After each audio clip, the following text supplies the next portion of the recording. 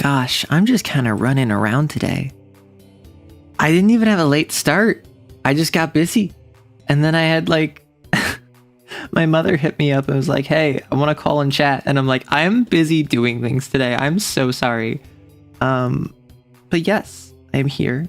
The King in Yellow is prepared. I have my water that I'm not going to drink because I'm going to be too locked in.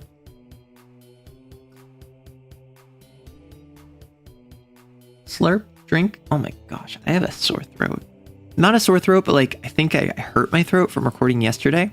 So maybe I'll just end up doing one story, depending on how I'm feeling. But in the meantime, hello. How goes it? We have King in Yellow. I'm not going to go super crazy. I'm not going to go super stupid. We have the yellow sign, which is our next story in the setup. We read through the Repair of Reputations, which I think was mid. We read through The Mask, which was absolutely my favorite of the three that we've read thus far. We read The Court of the Dragon, which I was not a huge fan of. It just was not very engaging to me. However, now we have a 40-page, which is just a little longer than The Mask. So, and then we have a 20-page or 25-page. So I'll see how I'm feeling after the yellow sign. I was planning on getting 2 done this week because generally speaking, outside of the Street of Our Lady of the Fields and the Street of the First Shell, all of the others are pretty short, 20 pages, 30 pages or less. So my hope was to read all of them 2 at a time. But the way it's shaken out, given that my throat's kind of bothering me, this is a 40-pager, and then we'll have a 25-page and then a 10-page after that. We might end up doing just the yellow sign today, which, hey, if the yellow sign ends up being really good, maybe I'm locked in. Maybe I want to keep going. But at least for now, The King in Yellow, series of short stories by William Chambers, 1895, pre-Lovecraft, and most likely was an inspiration for, if not just a contemporary of, Lovecraft's work. So, Hastur, the King in Yellow, Carcosa, these are embossed in the Lovecraftian mythos, but themselves are not creations of Lovecraft, which probably for the best, knowing who he is and how he wrote. This, broadly speaking, pretty well written. It definitely has some 19th century isms, both in terms of antiquated ideals and also just odd writing choices and odd decisions in how it is written. But I'm excited to keep going. So let me drink some more water because I have not been drinking water and I did not even get to fill my water before stream started.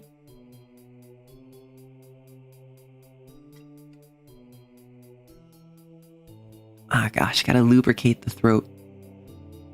And now we read the yellow sign. Let the red dawn surmise what we shall do when this blue starlight dies and all is through. A red dawn has risen, blood was shed this night. That's one thing that happens one time in Lord of the Rings, and then it never comes back, despite the fact blood is regularly shed in the Lord of the Rings. There are so many things which are impossible to explain. Why should certain chords in music make me think of the brown and golden tints of autumn foliage? Why should the Mass of Saint Cecile send me my thoughts wandering among a cavern whose walls blaze with ragged masses of virgin silver? What was it in the roar and turmoil of Broadway at 6 o'clock that flashed before my eyes to picture of a still Breton forest where sunlight filtered through spring foliage and Sylvia bent, half curiously, half tenderly, over a small green lizard, murmuring, "To think that this is also a little ward of God." When I first saw the watchman, his back was towards me. I looked at him indifferently until he went into the church. I paid no more attention to him than I had to any other man who lounged through Washington Square that morning, and when I shut my window and turned back into my studio, I'd forgotten him. Late in the afternoon, the day being warm, I raised the window again and leaned out to get a sniff of air. A man was standing in the courtyard of the church, and I noticed him again with as little interest as I had that morning.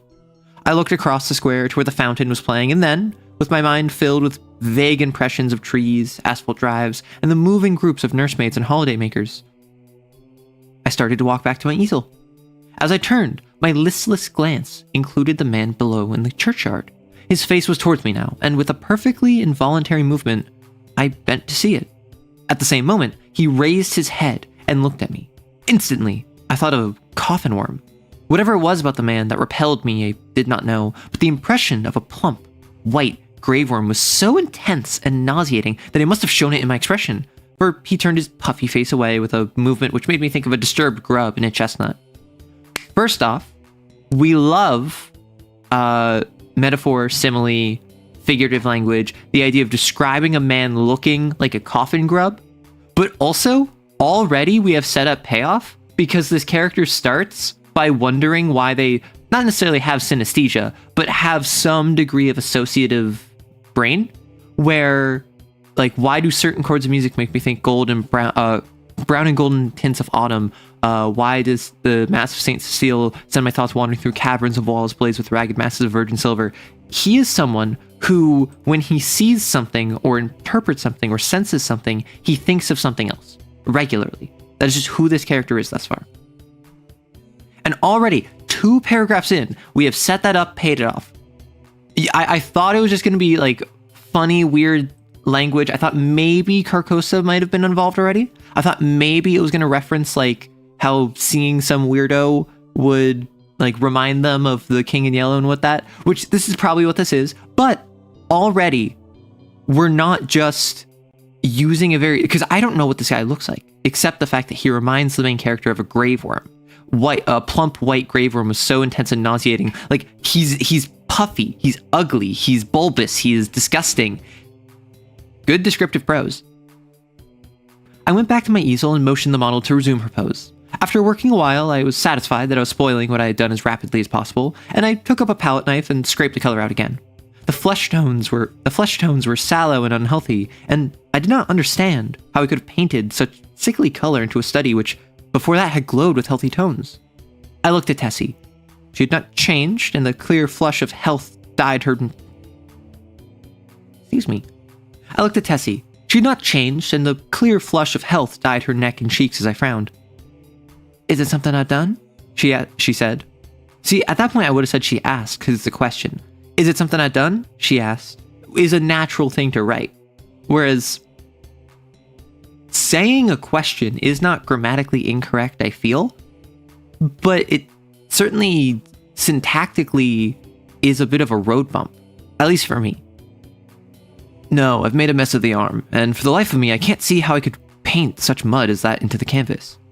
Didn't I pose well? She insisted. Of course, perfectly. Then it's not my fault? No, it's my own. I'm very sorry, she said. I told her she could rest while I applied rag and turpentine to the plague spot on my canvas, and she went off to smoke a cigarette and look over the illustrations in the Courrier Français. I did not know whether it was something in the turpentine or a defect in the canvas, but the more I scrubbed, the more that gangrene seemed to spread. I worked like a beaver to get it out, and yet the disease appeared to creep from limb to limb of the study before me.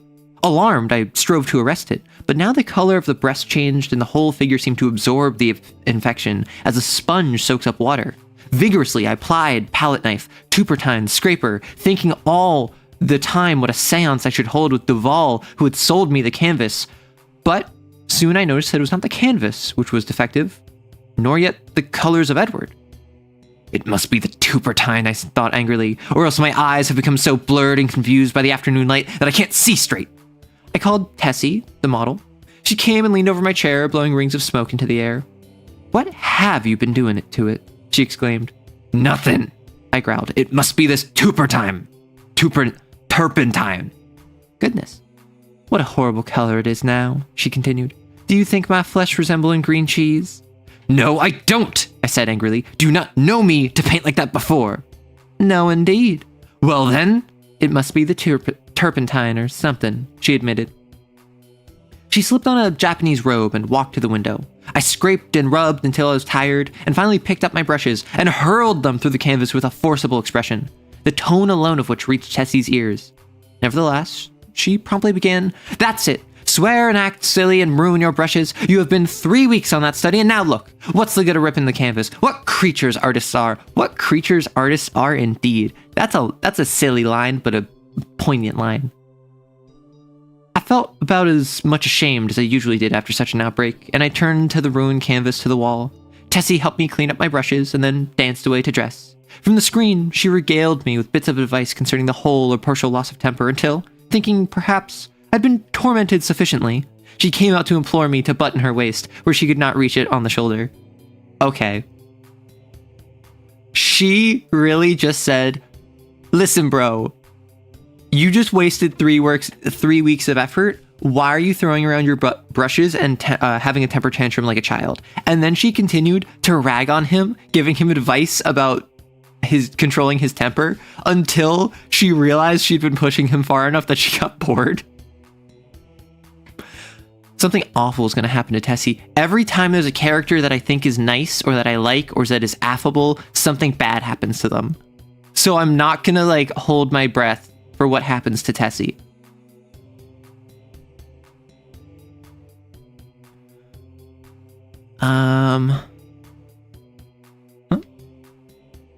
Let me just check a thing real quick.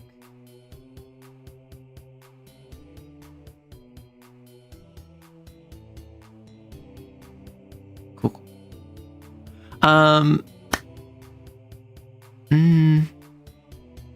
Everything went wrong from the time you came back from the window and talked about that horrid-looking man you saw in the courtyard, she announced. Yes, he probably bewitched the picture, I said, yawning. I looked at my watch.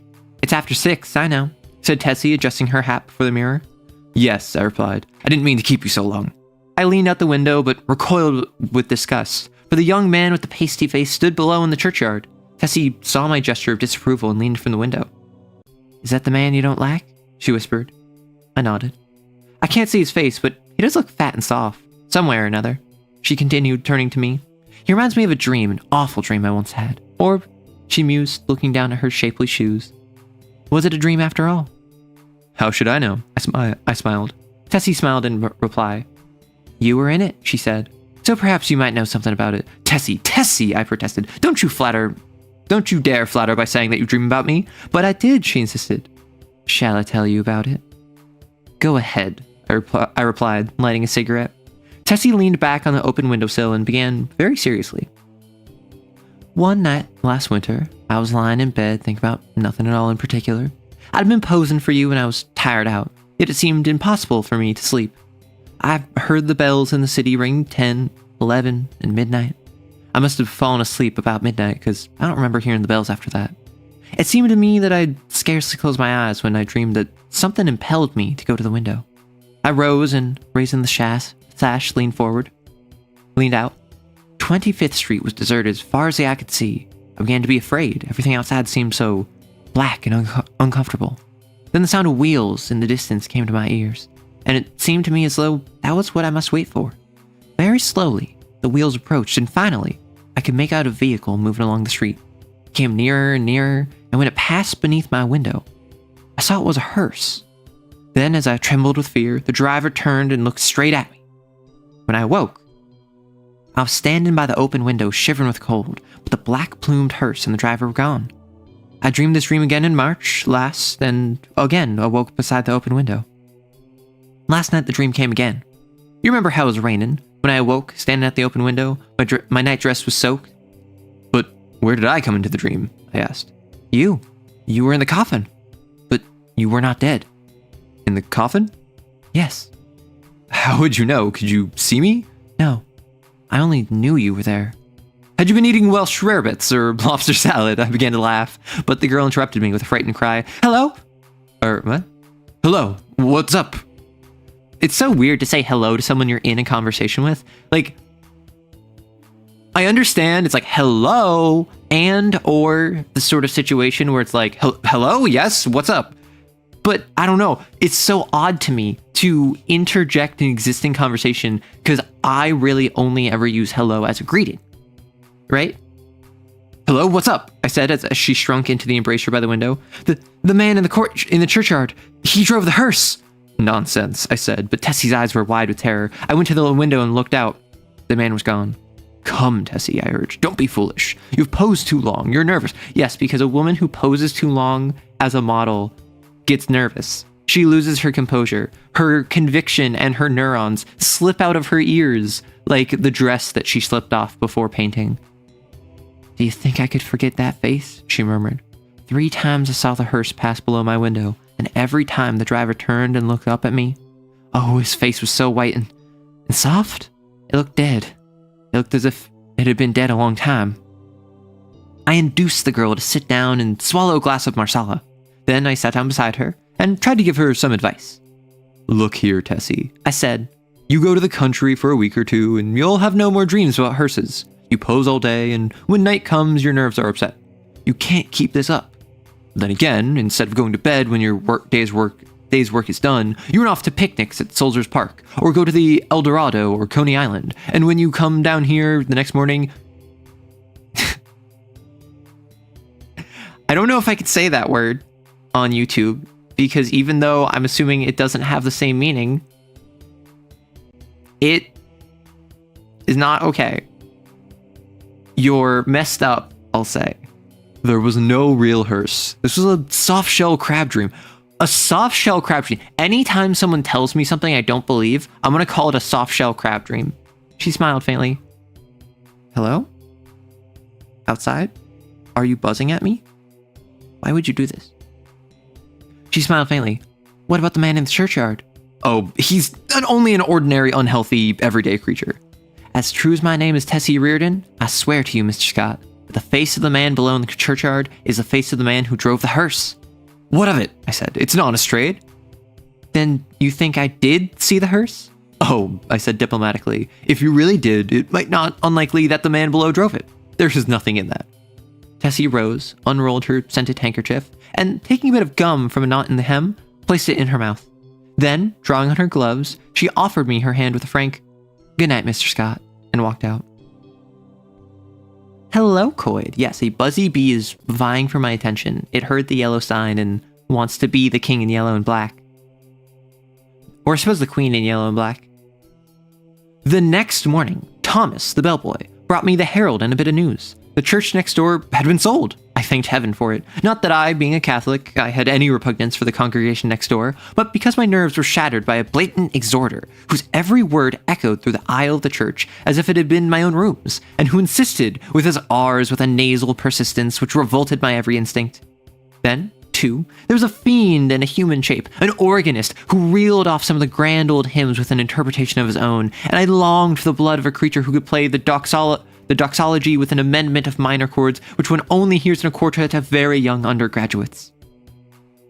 I believe the minister was a good man, but when he bellowed, "And the Lord said unto Moses, the Lord is a man of war, the Lord is his name, my wrath shall wax hot, and I will kill you with the sword," I wondered how many centuries of purgatory it would take to atone for such a sin.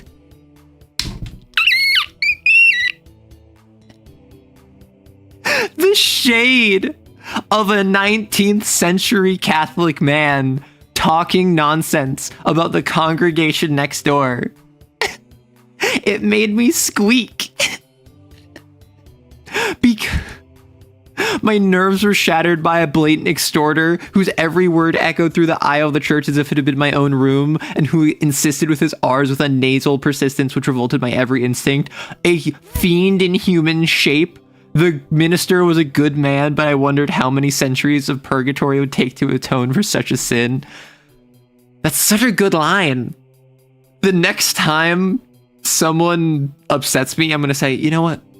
I think you're a good person, but I wonder how many centuries of purgatory it will take to atone for such a sin." Who bought the property? Thomas has been... No. So Thomas is not the main character. The main character is Mr. Scott, and Mr. Scott is an artist. Wow, what do you know? A Lovecraft novel following an artist. Or, not Lovecraft, but Lovecraftian. We are Mr. Scott, and our artist, we are an artist painting the model Tessie. Trying that line on... Shut up. I have other people in my life other than just Rory. Who bought the property? I asked Thomas. Nobody knows that, sir. They say the gent want... They do say the gent owns this Hamilton Flats was looking at it. He might be a bit more studious. I walked to the window. The young man has an unhealthy face. The man with the unhealthy face stood by the churchyard gate, and at the mere sight of him, the same overwhelming repugnance took possession of me. "By the way, Thomas," I said, "who's that fellow down there?" Thomas sniffed. "That there worm, sir. He's a night watchman of the church, sir. He makes me tired of sitting out all night on the steps and looking at you insulting like. I'd punch him in his head, sir. Beg pardon, sir, but..." "Go on, Thomas." "One night of coming home with One night of coming on with Harry, the other English boy, I sees him sitting there on the steps. We and Molly and Jen with us, sir, the two girls of the trade service. He's looking at us so insulting at us, and I says, what you looking at, you fat slug? Beg pardon, sir, but that's how I sees it, sir. Then he don't say nothing, and I says, come out and I'll punch that pudding head. Then I open the gate and goes in, but he don't say nothing, only looking insulting like. Then it's in, I'm on one, but ugh, is that big hold and mushy, it's sick, and you can touch him. Nailed it. What did he do then? I asked curiously. Him? Nothing. And you, Thomas? The young fellow flushed with embarrassment and smiled uneasily. Mr. Scott, sir, I ain't no coward and I can make it out when I run. I was in the 5th Lawrences, sir, burglar at Tel El Kabir and then shop at by the wells. You don't say you run away? Yes, sir, I run. Why? That's just what I want to know, sir. I grabbed Molly and run, and as the rest were as frightened as I was. But what were they frightened at? Thomas refused to answer for a while, but now my curiosity was aroused by the repulsive young man below and I pressed him. 3 years' sojourn in America had not only modified Thomas's Cockney dialect, but had given him the American's fear of ridicule. You won't believe me, Mr. Scott, sir? Yes, I will. You'll laugh at me, sir? Nonsense. He hesitated. Well, sir, it's God's truth that Well, sir, it's God's truth that when I hit him, he grabbed my wrist, sir, and when I twisted, it's all soft, mushy, fist one of his fingers come off in me hand. Oh, wait, whoa. Well, sir, it's God's truth that when I hit him, he grabbed my wrist, sir, and when I twisted his soft, mushy fist, one of his fingers came off in me hand. I was trying to read that too quickly. Wow. The utter loathing and horror of Thomas's face must have been reflected in my own, for he added, It's awful, and now when I see him, I just go away. He makes me ill. When Thomas had gone, I went to the window. The man stood beside the church railing with both hands on the gate, but I hastily retreated to my easel again, sickened and horrified, for I saw that the middle finger on his right hand was missing.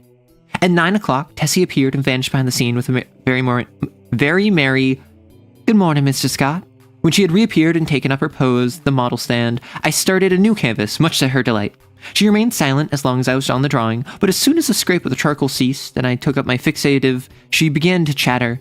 Oh, I had such a lovely time last night. We went to Tony Pastor's. Who are we? I demanded. Oh, Maggie, you know, Mr. White's model, and Pinky McCormick. We call her Pinky because she's got that beautiful red hair you artists like so much. And Lizzie Burke. I sent a shower of spray from the fixative over the canvas and said, well, go on. We saw Kelly and Baby Barnes, the skirt dancer, and all the rest. I made a mash. Then you have gone back on me, Tessie. She laughed and shook her head. He's Lizzie's brother, Burke, Ed. He's Lizzie Burke's brother, Ed. He's a good man. He's a perfect gentleman. I didn't realize everyone here was Cockney. I thought it was just Thomas. I felt constrained to give her some parental advice concerning mashing, which she took with a bright smile. Oh, I can take care of a strange mash, she said, examining her chewing gum. But Ed is different. Lizzie is my best friend. Then she related how Ed had come back from the stocking mill in Lowell, Massachusetts, to find her and Lizzie grown up and what an accomplished young man he was, and how he thought nothing of squandering $50 for ice cream and oysters to celebrate his entry as a clerk into the woolen department of Macy's. Before she finished, I began to paint, and she resumed the pose, smiling and chattering like a sparrow. By noon, I had the study fairly well rubbed in, and Tessie came to look at it. That's better, she said. I thought so too, and ate my lunch with a satisfied feeling that all was going well. Tessie spread her lunch on a drawing table opposite me, and we drank our claret from the same bottle and lighted our cigarettes from the same match. I was very much attached to Tessie. I'd watched her shoot up into a slender but exquisitely formed woman, from a frail, awkward child. Not necessarily weird. Not necessarily weird. He was kind of flirting with her, but he did give her some parental advice concerning mashing. So I'm not going to say it's weird vibes. I'm going to say that you're kind of right in the line, Mr. Scott. You're striking me more as like a mentor who's like a couple years older than her and is like treating her like an older sibling and or parent than someone who is trying to like get her hand in marriage. Also, this is the 19th century, so that was kind of way more common, but also it's not less weird. If it is a situation where like he's like 27 and she's like 18, right? I don't know. You're on thin ice, Buster. She'd posed for me during the last 3 years, and among all my models, she was my favorite. It would have troubled me very much indeed had she become tough, or fly as the phrase goes, but I never noticed any deterioration of her manner, and felt at heart that she was alright. She and I never discussed morals at all, and I had no intention of doing so, partially because I had none myself, and partially because I knew she would do what she liked in spite of me. Still, I did hope she would steer clear of complications because I wished her well, and then also had a selfish desire to retain the best model I had. Okay, so this is less of like a being a weird, and more so like, I want my model to take care of herself because this is like an art thing. It's a business. He wants his business associate / employee to take care of herself. You're fine, Mr. Scott. You're absolutely fine in that regard. I knew that mashing, as she termed it, had no significance with girls like Tessie, and that such things in America did not resemble in the least the same things in Petty. Yet, having lived with my eyes open, I also knew that somebody would take Tessie away someday, in one manner or another, and though I professed to myself that marriage was nonsense, I sincerely hoped that, in this case, there would be a priest at the end of the vista. Okay, you're back on the line. I think that means that you're trying to marry her. Bro, I am a Catholic. When I listen to High Mass, when I sign myself, I feel that everything, including myself, is more cheerful, and when I confess, it does me good. A man who lives as much alone as I do, I must confess to somebody. Then again, Sylvia was Catholic, and it was reason enough for me. But I was speaking of Tessie, which is very different.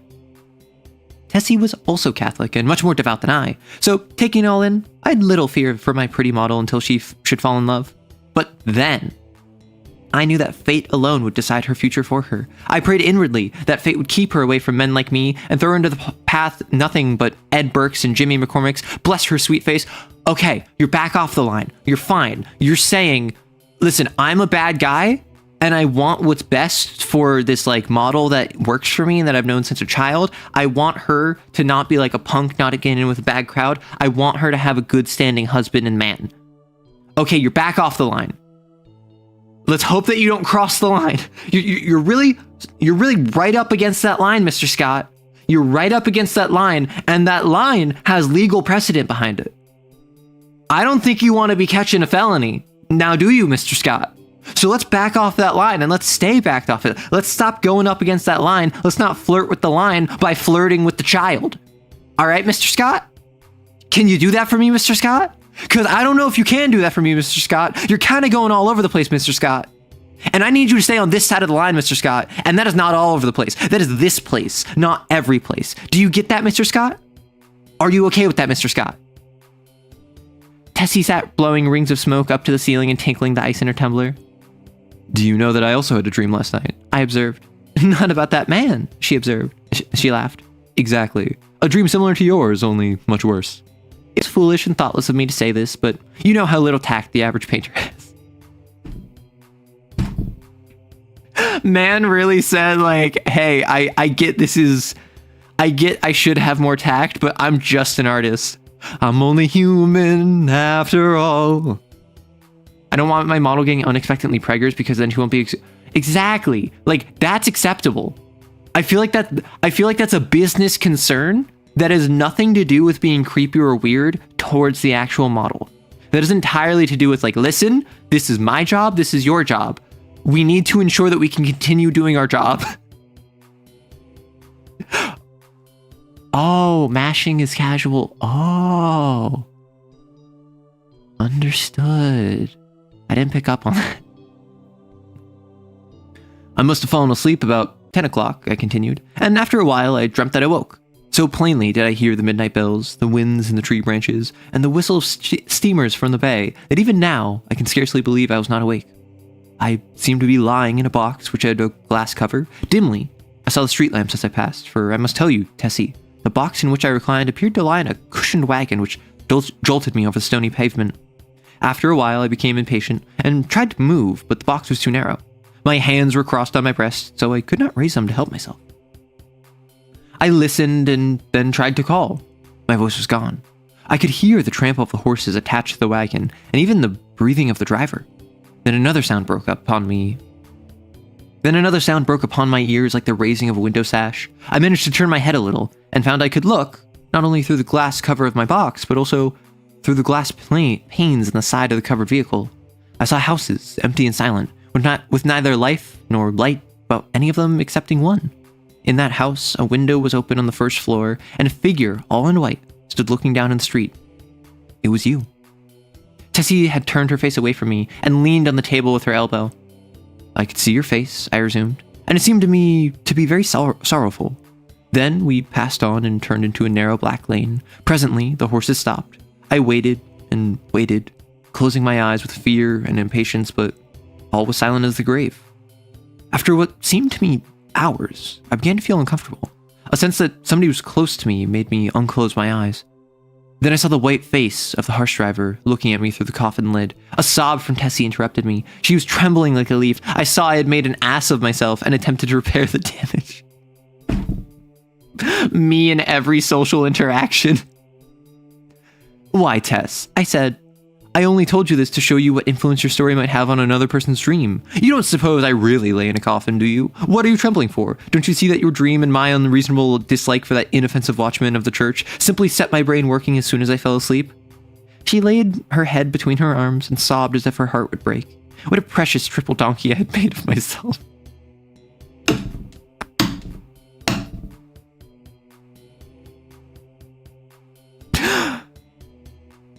Okay. I need to hit people with the, you precious triple donkey.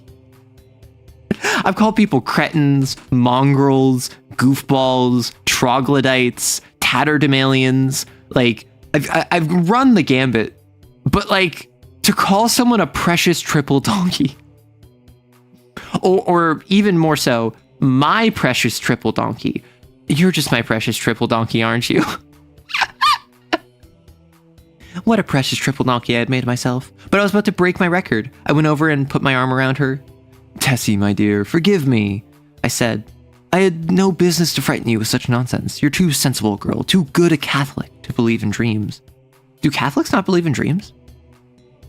Is that like a thing? Wow, didn't know that. Or at least 19th century Catholics. Her hand tightened on mine and her head fell back upon my shoulder, but still she trembled and I petted her and comforted her. Come, Tess, open your eyes and smile. Her eyes opened with a slow, languid movement and met mine, but their expression was so queer that I hastened to reassure her again. It's all humbug, Tessie.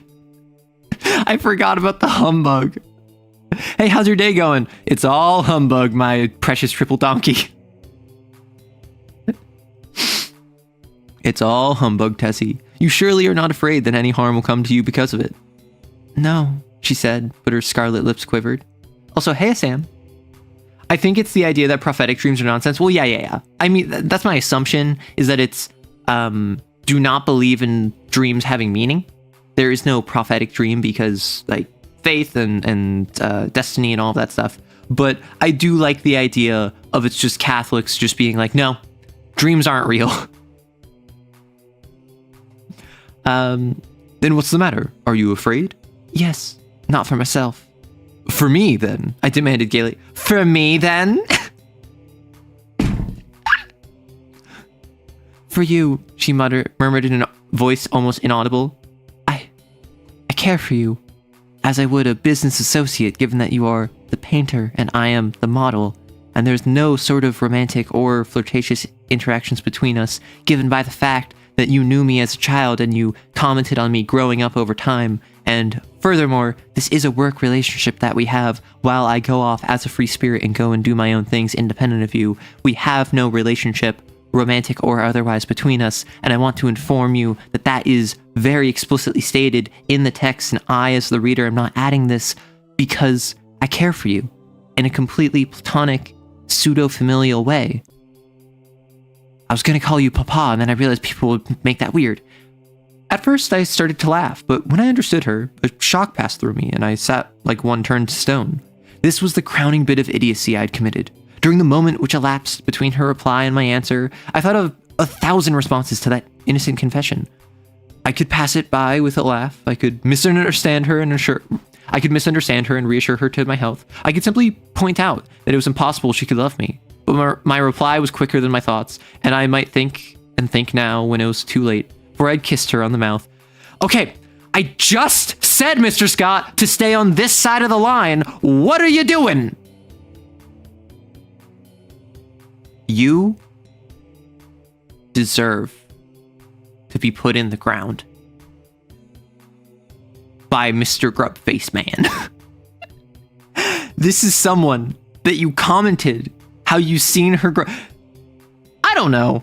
I feel like there's a time and place where it could work out depending on like what the age gap is and how old they are and like how long it's been since you knew them as a child. I feel like it's still weird, but it could be acceptable depending on extenuating circumstances. Like, for instance, if you were like 13 when they were 10, and then growing up, you quote unquote like saw them mature as a child because like you were a teenager but while they were still a preteen, and then you saw them grow up and now you're both adults, but you're a couple years apart. That's fine.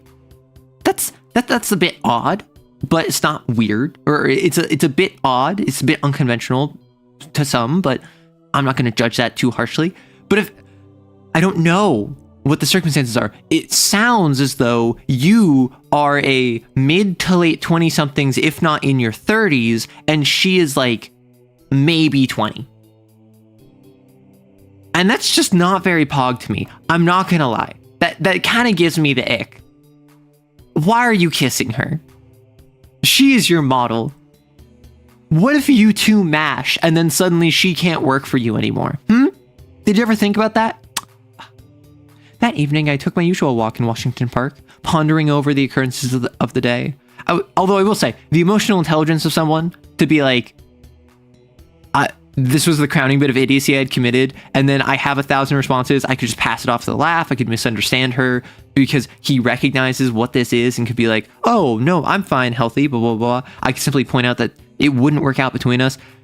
That is a fairly emotionally intelligent thing to do. One was not a very emotionally intelligent thing to do. Kiss someone that you thought of as a child a little bit ago. Pah, pah, pah. You know? There was no back out now, and I stared the future straight in the face. I was not good, not even scrupulous, but I had no idea of deceiving either myself or Tessie. The one passion of my life lay buried in the sunlit forest of Brittany. Was it buried forever? Hope cried, no! For 3 years, I'd been listening to the voice of hope, and for 3 years, I'd waited for a footstep on my threshold. Had Sylvia forgotten? No! Cried Hope. I said that I was not good. That is true, but still I was not exactly a comic opera villain. I had led an easygoing, reckless life, taking what invited me of pleasure, deploring and sometimes bitterly regretting the consequences. In one thing alone, except my painting, was I serious, and that was something which lay hidden, if not lost, in the Breton forests. I'm assuming Sylvia's dead? I'm assuming Sylvia was like ex-wife, or maybe ex-girlfriend, like in a courting period, but like ex-love, that is dead, buried in Breton, and now, because Tessie is forming a relationship with Mr. Scott, which implies Mr. Scott is older, I will say. Not necessarily, but it's implying. Mr. Scott is falling in love with Tessie, which I already explained the ick of. But because this is Carcosa, this is King in Yellow, this is the grub-faced like hearse driver, watchman, he's going to be forcibly buried alongside his dead beloved to kind of reclaim that love that they had. And that's why initially this started with him painting Tessie and the painting getting completely ugly and like awful and terrible because it was a representation of his kind of like poisoned connection with her. Where Sylvia is like his one true love kind of deal, and like now he's being punished by either the King in Yellow, because that's what all this revolves around, or just kind of like the universe. I don't know. Weird. It was too late now for me to regret what had occurred during the day. Whatever it had been, pity, a sudden tenderness for Solo, or the more brutal instinct of gratified vanity, it was all the same now. And unless I wished to bruise an innocent heart, my path lay marked before me. The fire and strength, the depth of passion of a love which I had never even suspected, with all my imagined experience in the world, left me no alternative but to respond or send her away. Whether because I am so cowardly about giving pain to others... Oh, piss off! Piss off with this, oh, I'm just such a tender heart, I don't want to hurt the heart of others, so I'm gonna lead this girl on, and I'm gonna like... play with her feelings, and then I'm gonna break her heart twice as hard as if I had just rejected her up front. This is exactly the sort of thing F-boys do nowadays. Piss off. You're not a comic opera villain. Yeah, you're a TikTok Gen Z e-boy is what you are. You play Valorant and you hit on girls who don't want it, and then when a girl's actually interested in you, you lead her on without any expectation of anything more, purely for the fact that you justify it to yourself and those around you with, oh, I'm sorry. I don't want to lead you on. I didn't want to hurt you by pushing you away, but it's your fault for getting so attached. I'm scared of commitment. Shut up. Piss off. That's how you know it's good writing, because it holds up. Do I have a secret history with Valorant? No, so I've never played Valorant, but I do know like the Valorant e-boy craze. Like, I've been told that when I go down into more of a vocal fry with a bit of a rasp, I have that Valorant e-boy voice like, yeah, go to point B. We're going to defend point A, so they should go point B, which means that we got to set up traps over there. I don't know how to play Valorant. I'm assuming it's just Counter-Strike, but Overwatch. That's my... Ignore that.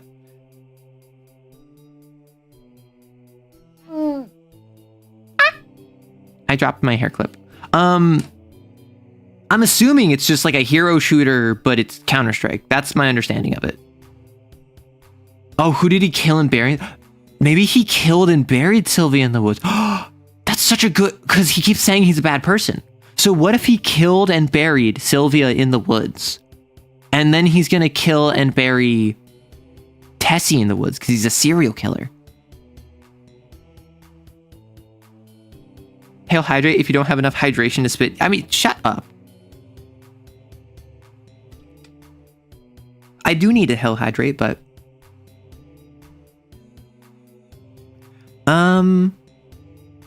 Whether because I'm so cowardly about giving pain to others, blah. Or whether it was that I have a little of the gloomy Puritan in me, I do not know, but I shrank from disclaiming responsibility for that thoughtless kiss, and in fact had no time to do so before the gates of her heart opened and the flood poured forth. Others who habitually do their duty and find a sullen satisfaction in making themselves and everybody else unhappy might have withstood it. I did not. I dared not. After the storm... Did they just get it on?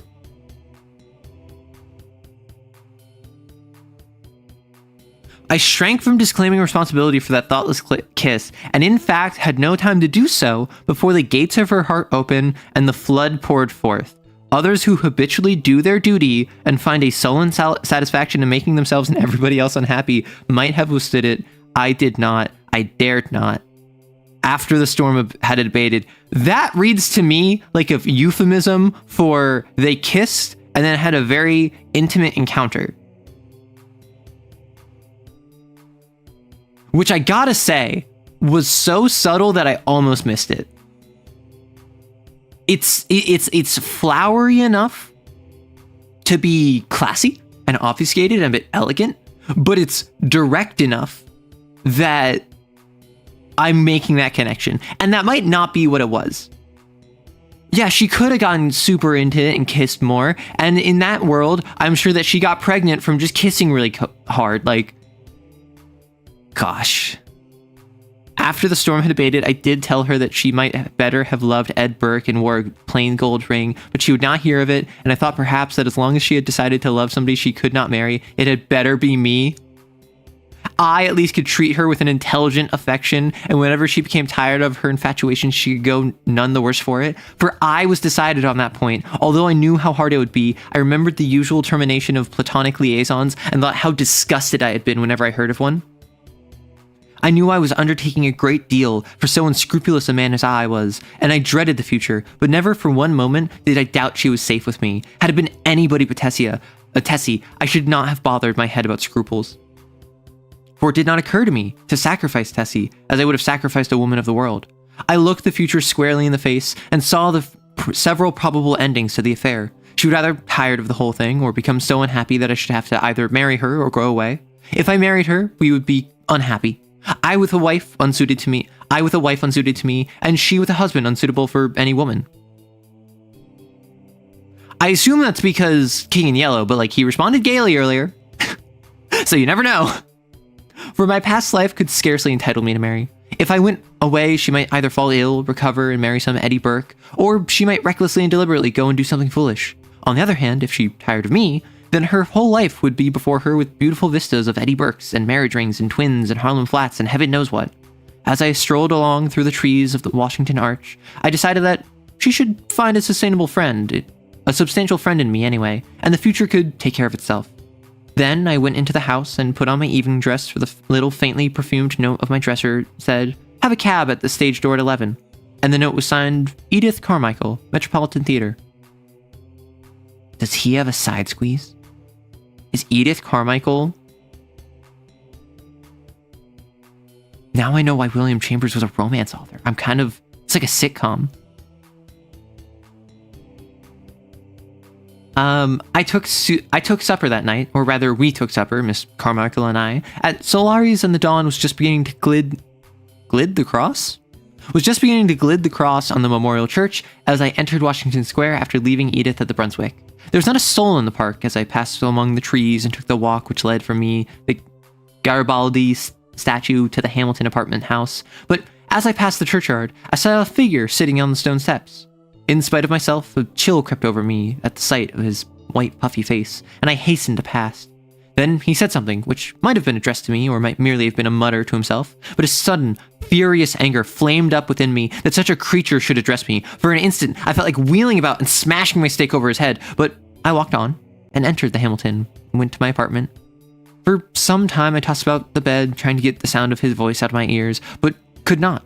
It filled my head, that muttering sound, like thick, oily smoke from a fat rendering vat, or an odor of noisome decay. And as I lay and tossed about, the voice in my ears seemed more distinct, and I began to understand the word he had muttered. Then, they came slowly to me, as if I had forgotten them, and at last, I could make some sense of the sounds. It was this. "Have you found the yellow sign? Have you found the yellow sign? Have you found the yellow sign?" I was furious. What did he mean by that? Then, with a curse upon him and his, I rolled over and went to sleep. But when I woke later, I looked pale and haggard, for I dreamed the dream of the night before, and it troubled me more than I cared to think. I dressed and went down into my studio. Tessie sat by the window, but as I came in, she rose and put both her arms around my neck for an innocent kiss. She looked so sweet and dainty that I kissed her again, and then sat down before the easel. "Hello, where's the study I began yesterday?" I asked. Tessie looked conscious, but did not answer.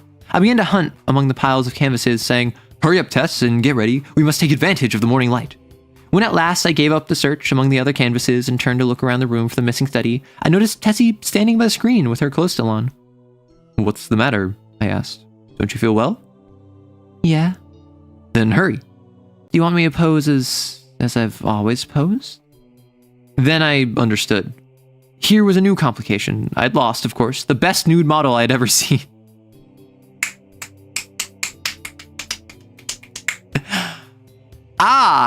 Understood. Because when you romantically and potentially physically involve yourself with your model, suddenly it's a lot more awkward than just a work conversation. Because there's nothing, or from my understanding, I can't claim to have done this, but like from nude models and artists that work with them or photographers who work with them, it's almost like clinical. It's not intimate in any, it's not intimate in the sense of like bounce chicka wow. It's not like sexy, right? It is a naked body. You are drawing the curves, and you're drawing the divots and the skin and all of that. Like you're even drawing genitals. That's not sexy if it's in a classical art sense. It is the human form, which is art, right? But if you're involved with someone and you see their body in that way, and then you're trying to divorce yourself from doing that, yeah.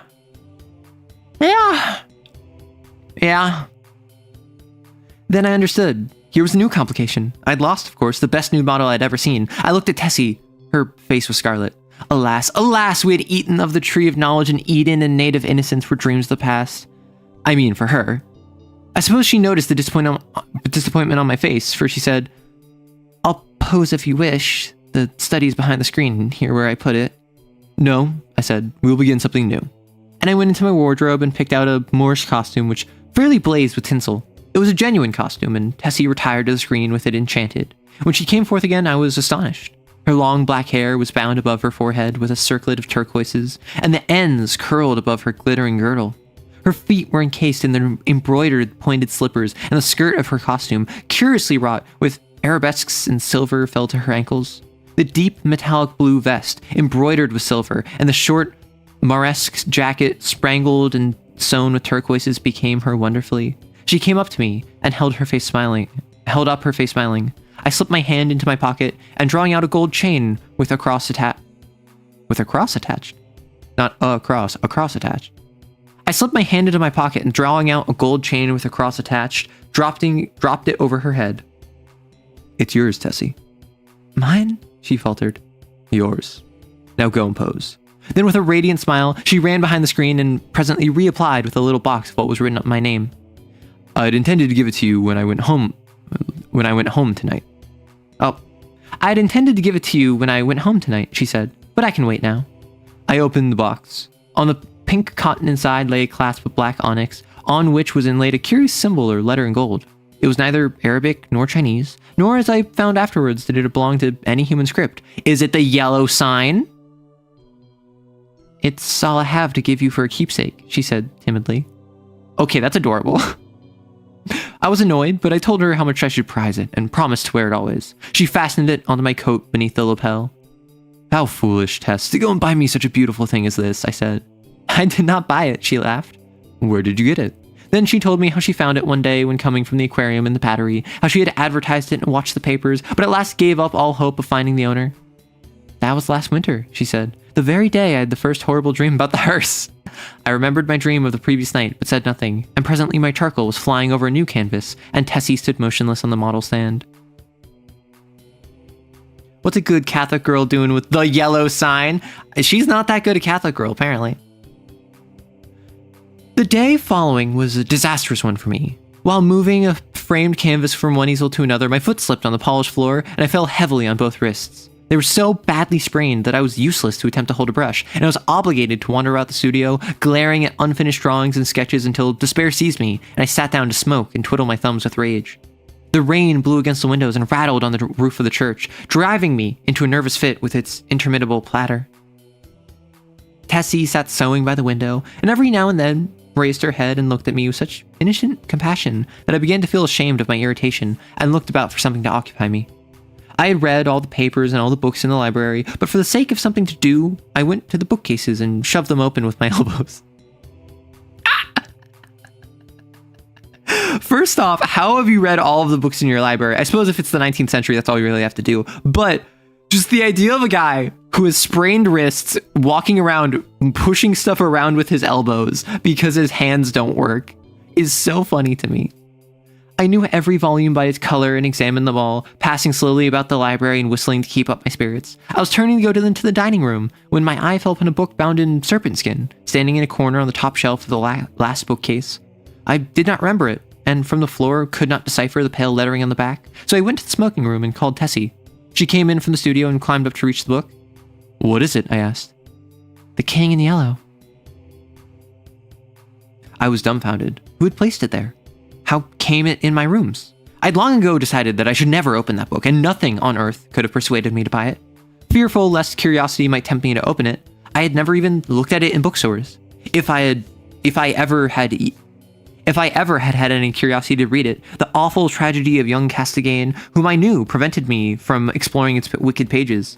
I had always refused to listen to any description of it, and indeed, nobody ever ventured to discuss the second part aloud, so I had absolutely no knowledge of what those leaves might reveal. I stared at the poisonous mottled binding as I would a snake. "Don't touch it, Tessie," I said. "Come down."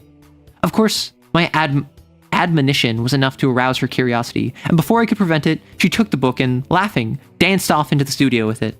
I called to her, but she slipped away with a tormenting smile at my helpless hands, and I followed her with some impatience. "Tessie!" I cried, entering the library. "Listen, I'm serious. Put that book away. I do not wish you to open it." The library was empty.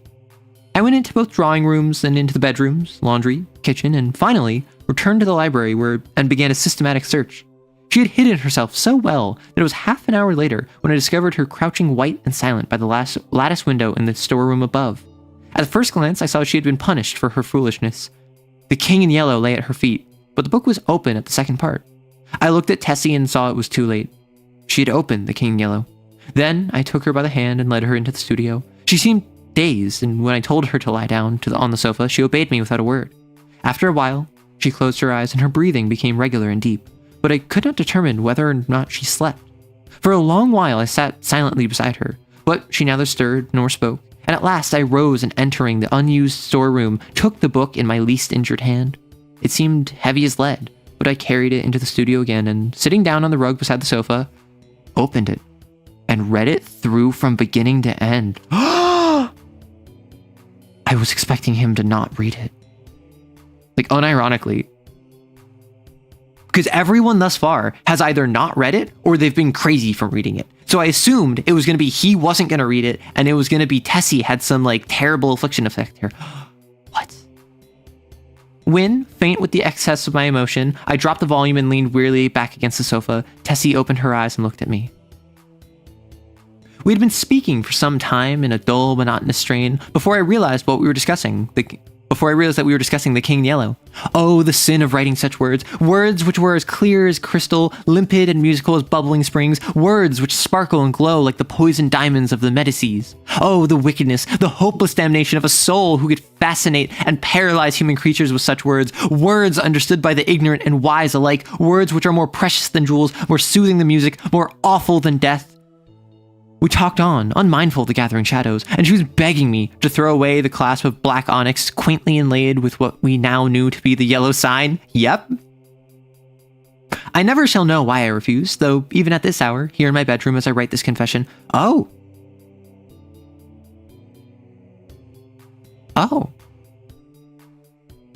So we have a framing device of... I assumed this was just first person limited. This is a retrospective of the account in a confession. Interesting.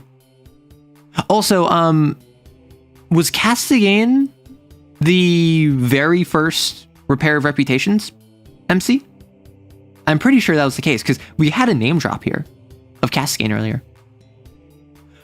Here in my bedroom as I write this confession, I should be glad to know what it was that prevented me from tearing the yellow sign from my breast and casting it into the fire. I am sure I wished to do so, and yet Tessie pleaded with me in vain. Night fell and the hours dragged on, but still we murmured to each other of the king in the pallid mask, and midnight sounded from the misty spires in the fog-wrapped city. We spoke of Hastur and of Casilda, while outside the fog rolled against the blank window panes as the cloud waves roll and break on the shores of Hali. The house was very silent now, and not a sound came from the misty streets. Tessie lay among the cushions, her face a gray blot in the gloom, but her hands were clasped in mine, and I knew that she read and knew my thoughts as I read hers, for we had understood the mystery of the Hyades, and the phantom of truth was laid. Then, as we answered each other, swiftly, silently, thought on thought, the shadows stirred in the gloom about us, and far in the distant streets we heard a sound. Nearer and nearer it came, the dull crunching of wheels, nearer and yet nearer, and now, outside before the door it ceased, and I dragged myself to the window, and saw a black-plumed hearse. The gate below opened and shut, and I crept shaking to my door and bolted it, but I knew no bolts, no locks could keep that creature out who was coming for the yellow sign. And now I heard him moving very softly along the hall. Now he was at the door, and the bolts rotted at his touch. Now he had entered. With eyes starting from my head, I peered into the darkness, but when he came into the room, I did not see him. It was only when I felt him envelop me in his cold, soft grasp that I cried out and struggled with deadly fury. But my hands were useless, and he tore the onyx clasp from my coat and struck me full in the face. Just punched right in the mouth. Then as I fell, I heard Tessie's soft cry and her spirit fled. And while falling, I longed to follow her, for I knew that the King in Yellow had opened his tattered mantle, and there was only God to cry to now. I could tell more, but I cannot see what help it will be to the world. As for me, I am past human help or hope. As I lie here writing, careless even whether or not I die before I finish, I can see the doctor gathering up his powders and phials with a vague gesture to the good priest beside me, which I understand. They will be very curious to know the tragedy. They of the outside world who write books and print millions of newspapers, but I shall write no more. And the Father Confessor will seal my last words with the seal of sanctity when his holy office is done. They of the outside world may send their creatures into wrecked homes and death-smitten firesides, and their newspapers will batten on blood and tears, but with me their spies must halt, before the confessional. They know that Tessie is dead and that I'm dying. They know how the people in the house, aroused by an infernal scream, rushed into my room and found 1 living and 2 dead, but they do not know what I shall tell them now. They do not know that the doctor said, as he pointed to a horrible decomposed heap on the floor, the livid corpse of the watchman from the church, "I have no theory, no explanation. That man must have been dead for months. I think I am dying. I wish the priest would..." Okay, not gonna lie, I actually really enjoyed this one. I wasn't with it to start off. I'm not gonna lie, it kind of had a bit of a slow start, wasn't super into it, but as it progressed, I'd say it's probably my second favorite after The Mask. It's on par with The Mask. So definitely it's like Mask and Yellow Sign kind of competing, followed by Repair of Reputations, and then In the Court of the Dragon. Like, I did not like In the Court of the Dragon really at all. So this is a 20-page one.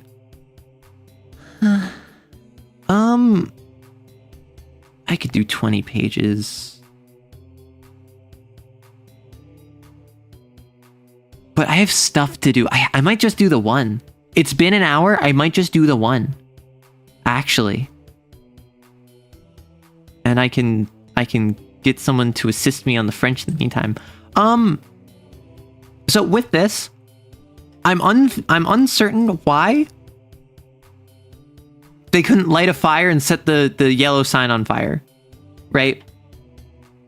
I understand that they're crazy because Carcosa, King in Yellow, the Yellow Sign is probably affecting his brain. That's why he didn't give it up when Tessie said to.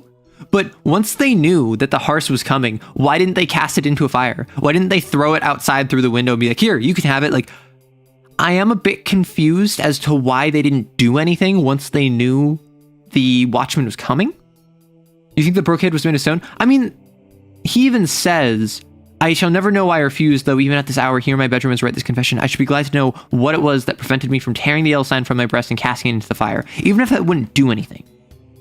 I'm still surprised they didn't try. I'm still surprised that they didn't open the window and throw it outside and be like, "Here, you can have it."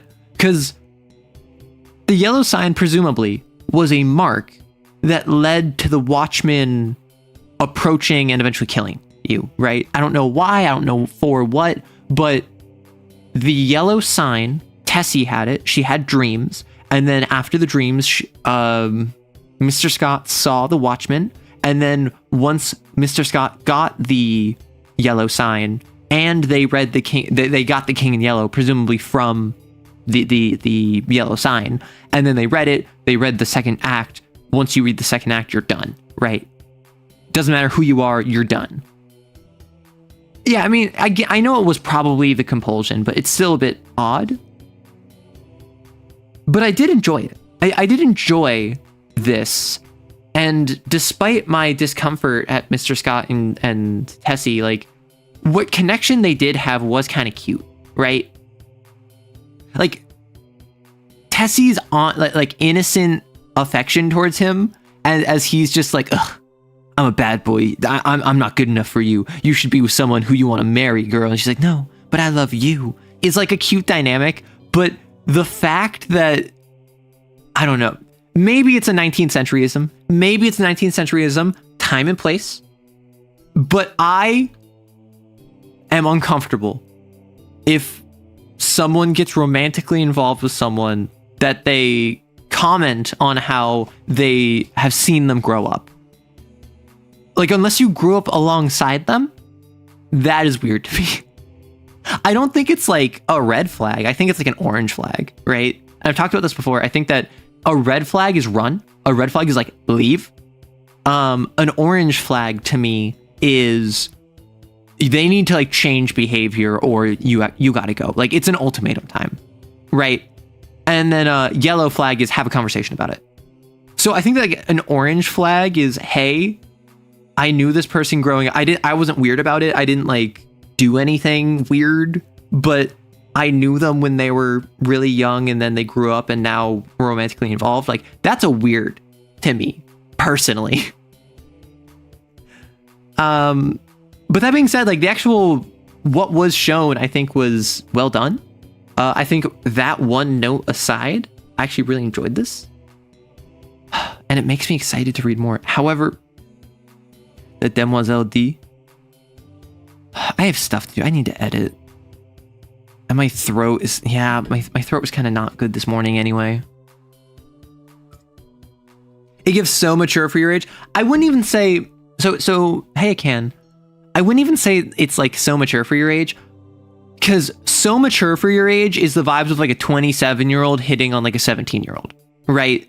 Or maybe not even illegal. Maybe it's like a 27-year-old hitting on an 18-year-old, which legally there's nothing wrong with.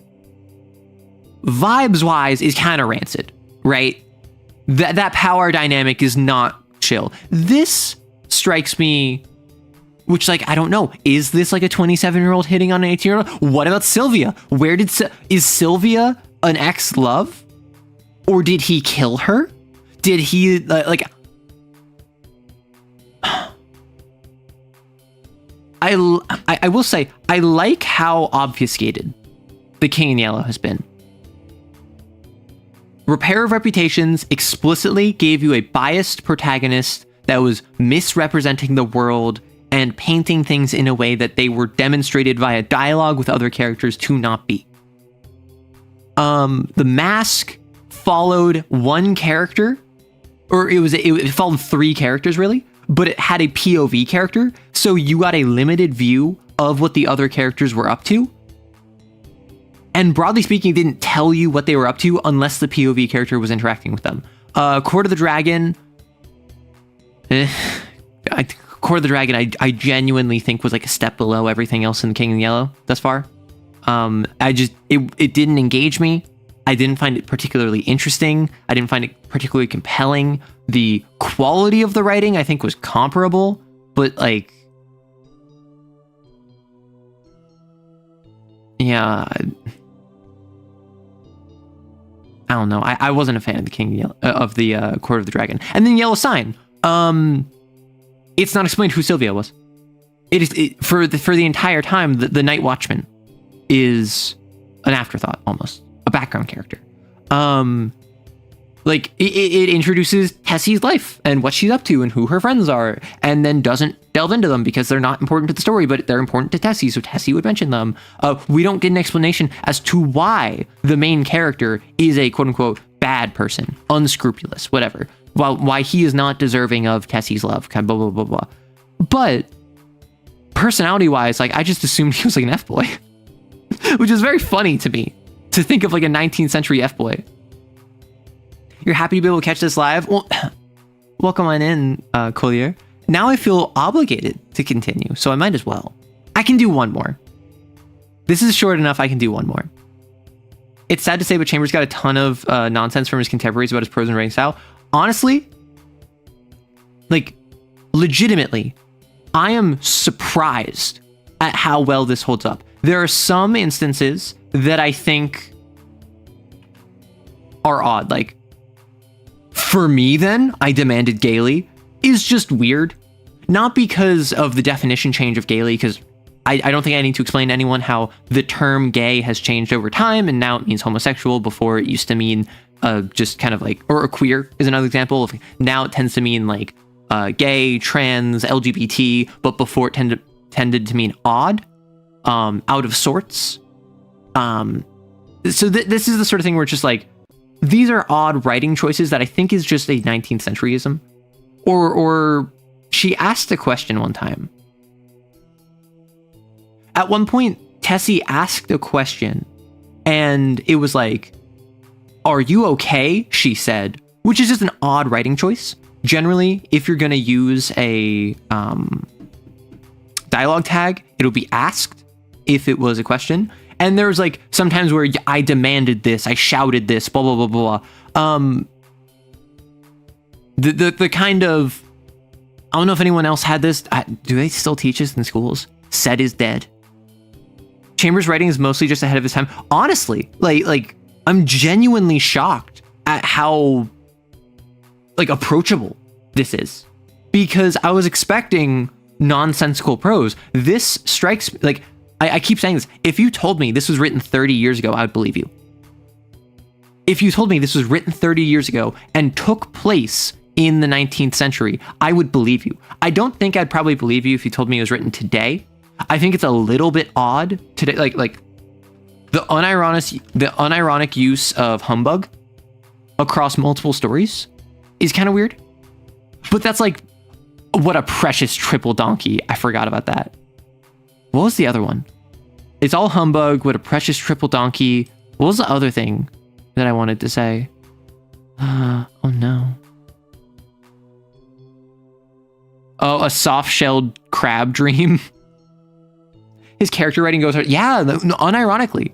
Like, I went into, I don't know if I've mentioned this. I went into The King in Yellow literally just knowing, oh, The King in Yellow Hastur is part of the Lovecraftian mythos, but it's not written by Lovecraft. That's all I knew going in. I knew it related to like Carcosa, right? I watched a video briefly summarizing The King in Yellow like years ago, and I forgot all of it. So that's why when I read the first story, I was so surprised that I think it's Constantine was the first character. I was so surprised by what was happening because I was like, I wasn't expecting this. The character writing is actually really solid, and the ability to present the story, it's all tension. This isn't horror, I would say. This isn't scary. This isn't frightening. It is tension. And the nature of short stories kind of lends itself to that tension cycle I made a video about the other week, where it's, I'm starting a new story. There is no tension. We are at a low point of tension. However, we had a catharsis at the end of the last story. So we build tension all throughout the yellow sign. We have our catharsis, we have our release at the climax. We move on to the next one at a lower point of tension, and then we're going to build up and up and up and up, and then eventually we're going to hit that climax again. You're tense but intrigued in character action. Exactly. It's romance in a yellow coat. And I love that. I love that for it. If I remember correctly, this is pre-repair of reputations, but post his institutionalization? Oh. I know a ton of early romantic comedy writers use Chambers' romance stories as inspirations. Listen. I was not expecting him, full stop, I was not expecting him to be a good author. I know nothing about him except The King in Yellow, because apparently he was a romance author that his one weird King in Yellow thing was the thing that got popular in Legacy, and everything else kind of got forgotten about. Despite the fact that was his passion. He was a romance author first and foremost. Wait. King in Yellow.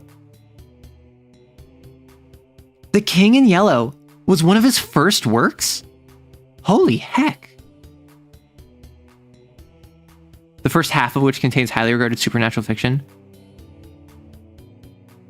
Hearing rom-com writers were inspired by Chambers. Say more, please. Okay, I know a little bit of French. So... But... What I am descended... I believe this is darkness or blackness. Hercules is...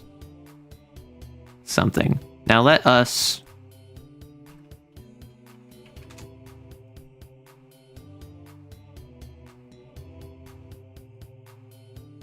But I believe that I went down on something tenebrous on which she said Hercules is hidden truth.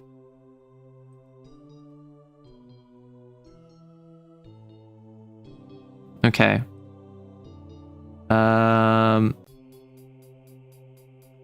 Help Frenchman, please. Okay, I just sent Rory a message, and he's live, so he probably won't see it. But if he does see it, I can translate it. The Demoiselle D.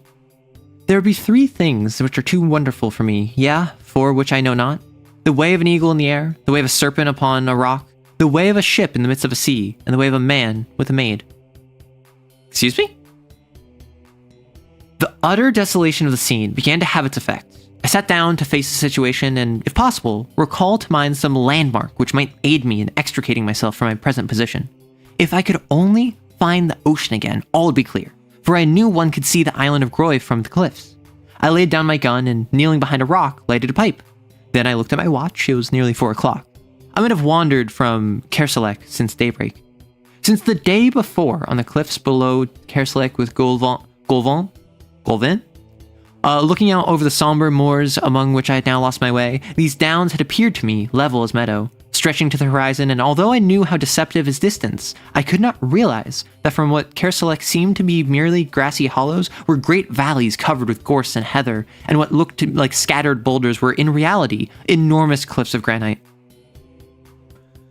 "It's a bad place for a stranger," old Golvin had said. "You'd better take a guide."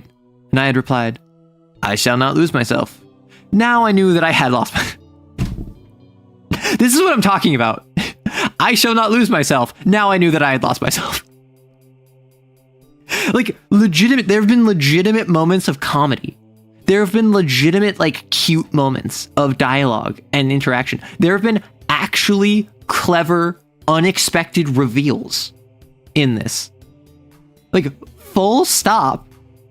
For the longest time, I considered Poe my favorite.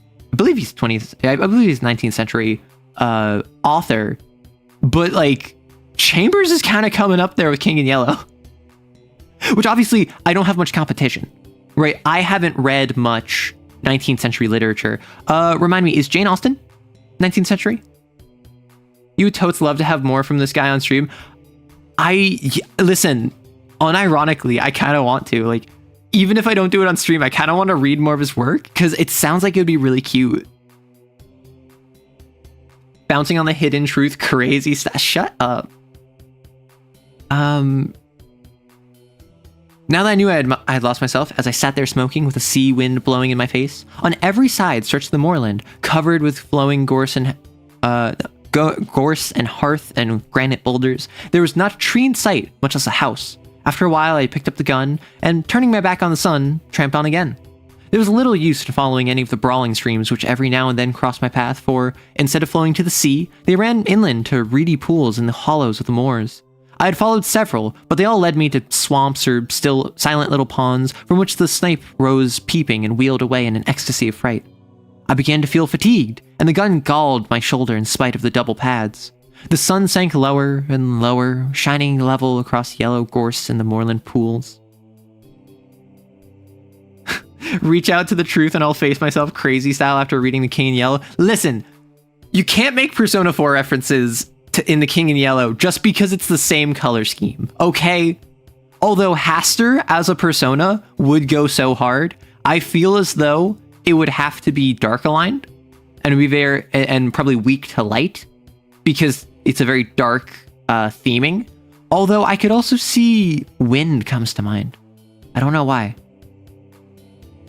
Maybe it's because like the winds of Carcosa keep showing up. I don't know. That would be a very interesting, like how would you homebrew make a persona? Seems really cool. As I walked, my own gigantic shadow led me on, seeming to lengthen at every step. The gorse scraped across my leggings, crackled beneath my feet, showering the brown earth with blossoms, and the brake bowed and billowed along my path. That was a fun sentence to say. Wait. The gorse scraped against my leggings, crackled beneath my feet, showering the brown earth with blossoms, and the brake bowed and billowed along my path. Listen, if you want flow in your prose, this is how you do it. It wasn't nonsense consonants for the sake of having assonance. It was a cadence to the rhythm that allows you to plod along at a steady pace and not get stuck in iambic pentameter, but the actual consonants that showed up had a certain rhythm. Beneath my feet, brown earth with blossoms and the brake bowed and billowed, even along path. P, B are both plosives. So they have that same vibe to them. It's almost like a slant rhyme, but for consonants or alliteration. From tufts of heath, rabbits scurried away through the bracken, and among the swamp grass I heard the wild duck's drowsy quack. Once a fox stole across my path, and again, as I stooped to drink at a hurrying rill, a heron flapped heavily from the reeds beside me. I turned to look at the sun. It seemed to touch the edge of the plain, when at last I decided that it was useless to go on, and that I must make up my mind to spend at least one night on the moors. I threw myself down thoroughly, ragged out. I've decided I'm not going to say that word, because on the very first stream, I accidentally said a word that I don't think I should have said, so I had to go through and purposely mute myself. 19th century literature. The evening sunlight slanted warm across my body, but the sea winds began to rise, and I felt a chill strike through me from my wet shooting boots. High overhead, gulls were wheeling and tossing like bits of white paper from some distant marsh a solitary curlew called. Little by little, the sun sank into the plain, and the zenith flushed with the afterglow. I watched the sky change from palest gold to pink, and then to smoldering fire. Clouds of midges danced above me, and high in the calm air, a bat dipped and soared. My eyelids began to droop. Then, as I shook off the drowsiness, a sudden crash among the bracken roused me. I raised my eyes. A great bird hung quivering in the air above my face. For an instant I stared, incapable of motion. Then something leaped past me into the ferns, and the bird rose, wheeled, and pitched headlong into the brake. I was on my feet in an instant, peering through the gorse. There came the sound of a struggle from a bunch of heather close by, and then all was quiet. I stepped forward, my gun poised, but when I came to the heather, the gun fell up under my arm again, and I stood motionless in silent astonishment. A dead hare lay on the ground, and on the hare stood a magnificent falcon, one talon buried in the creature's neck, the other planted firmly on its limp flank. But what astonished me was not the mere sight of a falcon sitting upon its prey. I'd seen that more than once. It was that the falcon was fitted with a sort of leash above both talons, and from the leash hung a round bit of metal like a sleigh bell. The bird turned its fierce yellow eyes on me, and then stooped and struck its curved beak into the quarry. At the same instant, hurried steps sound among the heather, and a girl sprang into the covert in front. Without a glance at me, she walked up to the falcon and, passing her gloved hand under its breast, raised it from its quarry. Then she deftly slipped a small hood over the bird's head, and holding it out on her gauntlet, stooped and picked up the hare. Sorry, is this a... So it is a... So I was just like, wait a second. Is this like falconry? And then yes, it was falconry. For a second, I had a vulture in my brain. I don't know why. Just my brain immediately went vulture. Fun fact, did you know that falcons strike with their beaks? Eagles strike with their claws or with their talons. That is how they strike. That is how they grab prey. So a falcon will absolutely just bury its beak into your neck if it is trying to attack you, whereas the eagle will slash at you.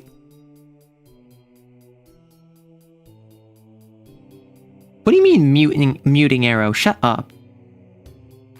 I had to mute certain words that I read on the very first stream because I didn't realize that I was going to have to say them. And then I didn't. And then I stopped. She passed a cord around the animal's legs and fastened the end to the thong of her girdle. Then she started to retrace her steps through the covert. As she passed me, I raised my cap and she acknowledged my presence with a scarcely perceptible inclination. I'd been so astonished, so lost in admiration of the scene before my eyes, that it had not occurred to me that here was my salvation. But as she moved away, I recollected that unless I wanted to sleep on a windy moor that night, I'd better recover my speech without delay. At my first word, she hesitated, and as I stepped before her, I thought a look of fear came into her beautiful eyes. But as I humbly explained my unpleasant plight, her face flushed and she looked at me in wonder. Surely you didn't come from Kerselec, she repeated. Her sweet voice had no trace of the Breton accent, nor of any accent which I knew, and yet there was something in it I had seemed to have heard before, something quaint and indefinable, like the theme of an old song. I explained that I was an American, unacquainted with the Finisterre, shooting there for my own amusement. An American, she repeated in the same quaint musical tones. I've never seen an American before. For a moment she stood still, then she looked at me and said, If you should walk all night, you would not reach Kerselec now, even if you had a guide. This was pleasant news. But, I began, if I could only find a peasant's hut where I might get something to eat and shelter. The falcon on her wrist fluttered and shook its head. The girl smoothed its glossy back and glanced at me. Look around, she said gently. Can you see the end of these moors? Look north, south, east, west. Can you see anything but moorland and bracken? No, I said. The moor is wild and desolate. It is easy to enter, but sometimes they who enter never leave it. There are no peasants' huts here. Well, I said, if you will tell me in which direction Kerselec lies, tomorrow it will take me no longer to go back than it had to come. She She looked at me again with an expression almost like pity. Ah, she said, to come is easy and takes hours. To go is different and may take centuries. I stared at her in amazement, but decided that I had misunderstood her. Then, before I had time to speak, she drew a whistle from her belt and sounded it. Sit down and rest, she said to me. You have come a long distance and are tired. She gathered up her pleated skirts and motioned... Excuse me, she's a falconer? With a pleated skirt on. Like, when I think pleated skirt, I think like schoolgirl outfit, right? I think of like pleated modern skirt. Is a pleated skirt like something that falconers would wear? Like assuming that there were female falconers, which I don't know how common that would be throughout history, but like I feel as though you want pants, right? You want pants for it? What do you mean hot? Shut up. The California condor used to be a domesticated animal before their populations were decimated. Oh no. Scotland forever! So she gathered up her pleated skirts and motioning me to follow, picked her dainty way through the gorse to a flat rock among the ferns. They will be here directly, she said, and taking a seat at one end of the rock invited me to sit down on the other edge. The afterglow was beginning to fade in the sky, and a single star twinkled faintly through the rosy haze. A long wavering triangle of waterfowl drifted southward over our heads, and from the swamps around Plover were calling. They're very beautiful, these moors, she said quietly. Beautiful, but cruel to strangers, I answered. Beautiful and cruel, she repeated dreamily. Beautiful and cruel. Is that where I say my kind of woman? Or is that just what I aspire to be? Like a woman, I said stupid. All right. Chambers? You and me both, brother. Oh, she cried with a little catch of her breath and looked at me. Her dark eyes met mine, and I thought she seemed angry or frightened. Like a woman, she repeated under her breath. How cruel to say so. Then, after a pause, as though speaking aloud to herself, how cruel for him to say that. I don't know what sort of an apology I offered for my inane, though harmless speech, but I know that she seemed troubled about it, as I began to think I had said something very dreadful without knowing it, and remembering what horror the pitfalls and snares which the French language sets for foreigners. While I was trying to imagine what I might have said, a sound of voices came across the moor and the girl rose to her feet. No, she said, with a trace of a smile on her pale face. I will not accept your apologies, monsieur, but I must prove you wrong, and that shall be my revenge. Look, here come Hastur and Raoul.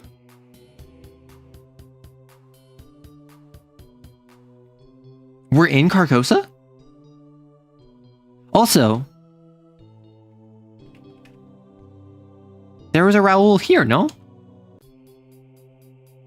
No? Wait a second. Raoul? Come now, there's another mention of Raoul. Because Hastur obviously is the big man. I thought Raoul got name dropped before.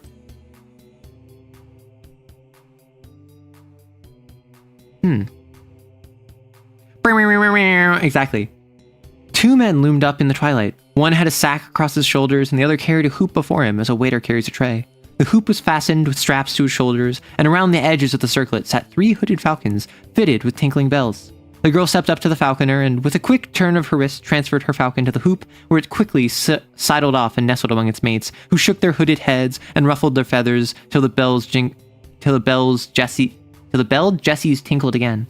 The other man stepped forward and, bowing respectfully, took up the hare and dropped it in the game sack.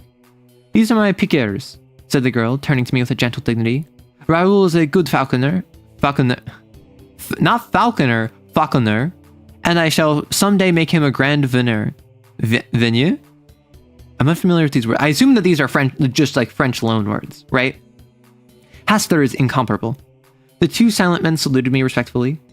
Did I not tell you, monsieur, that I should prove you wrong? She continued. This then is my revenge, that you do me the courtesy of accepting food and shelter at my own house. Before I could answer, she spoke to the falconers, who stared instantly across the heath, and with a gracious gesture to me she followed. I don't know whether I made her understand how profoundly grateful I felt, but she seemed pleased to listen as we walked over the dewy heather. Are you not tired? She asked. I had clean forgotten my fatigue in her presence, and I told her so.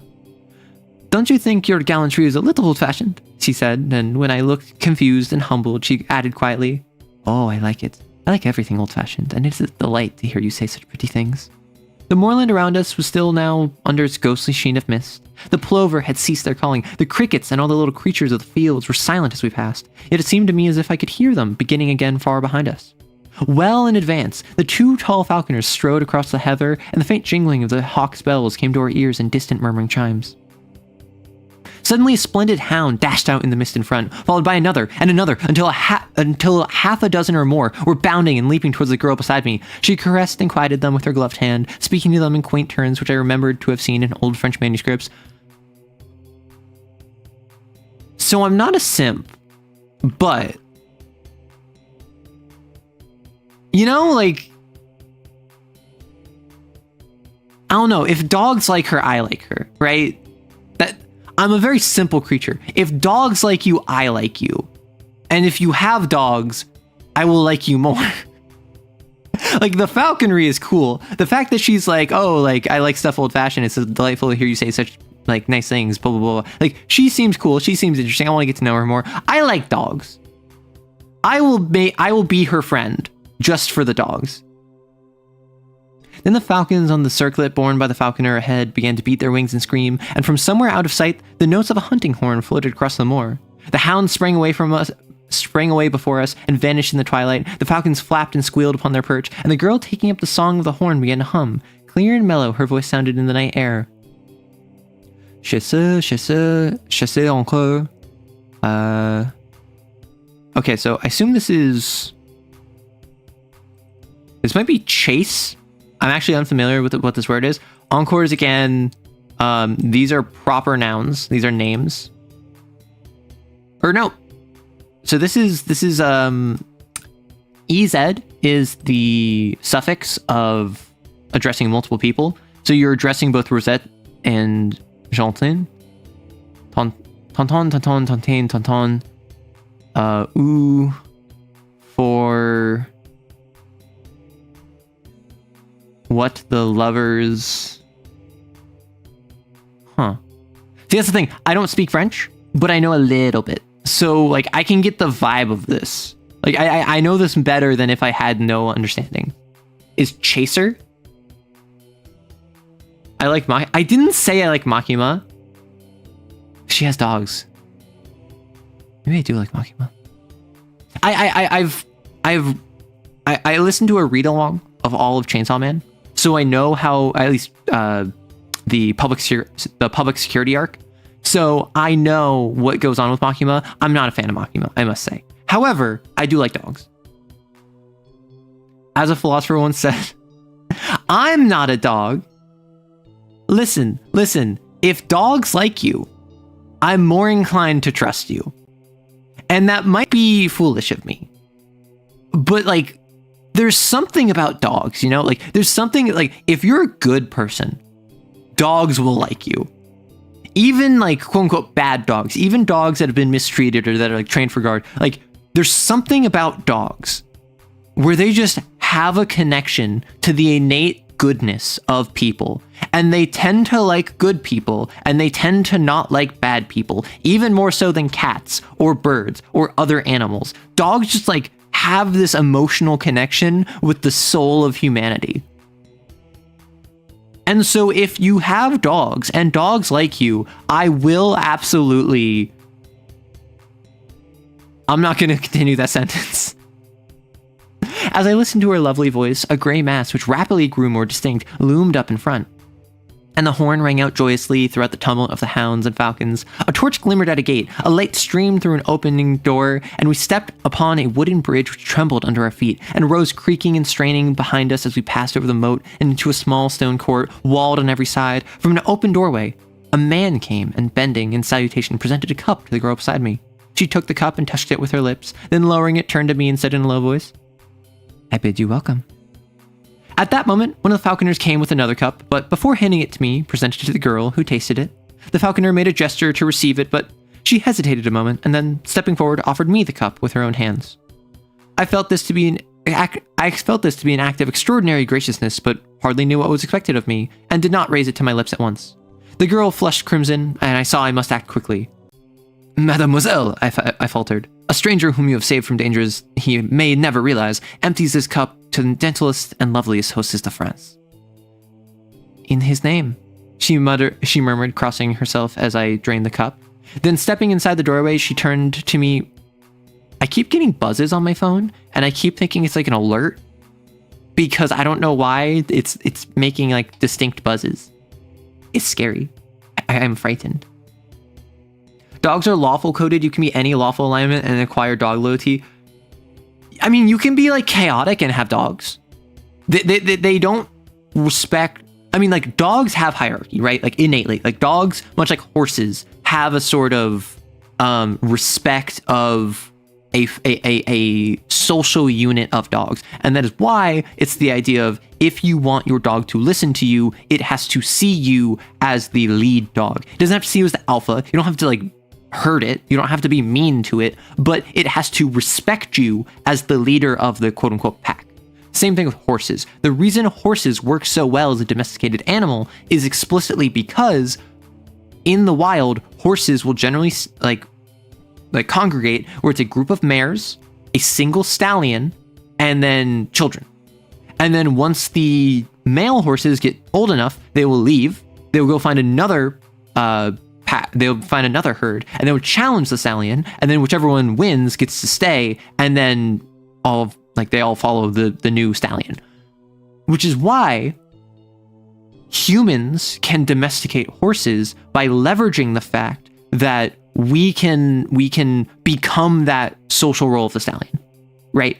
That is how horses were domesticated, and that's why something like zebras can't be domesticated, because zebras don't have that same social hierarchy. Domestication relies on inbuilt features within a given animal species that can be leveraged by humans. It's not just a matter of raising them from young, feeding them, and breeding for traits that you find desirable. They have to already have the social inclinations to follow that. That's why octopuses, octopodes can't be domesticated.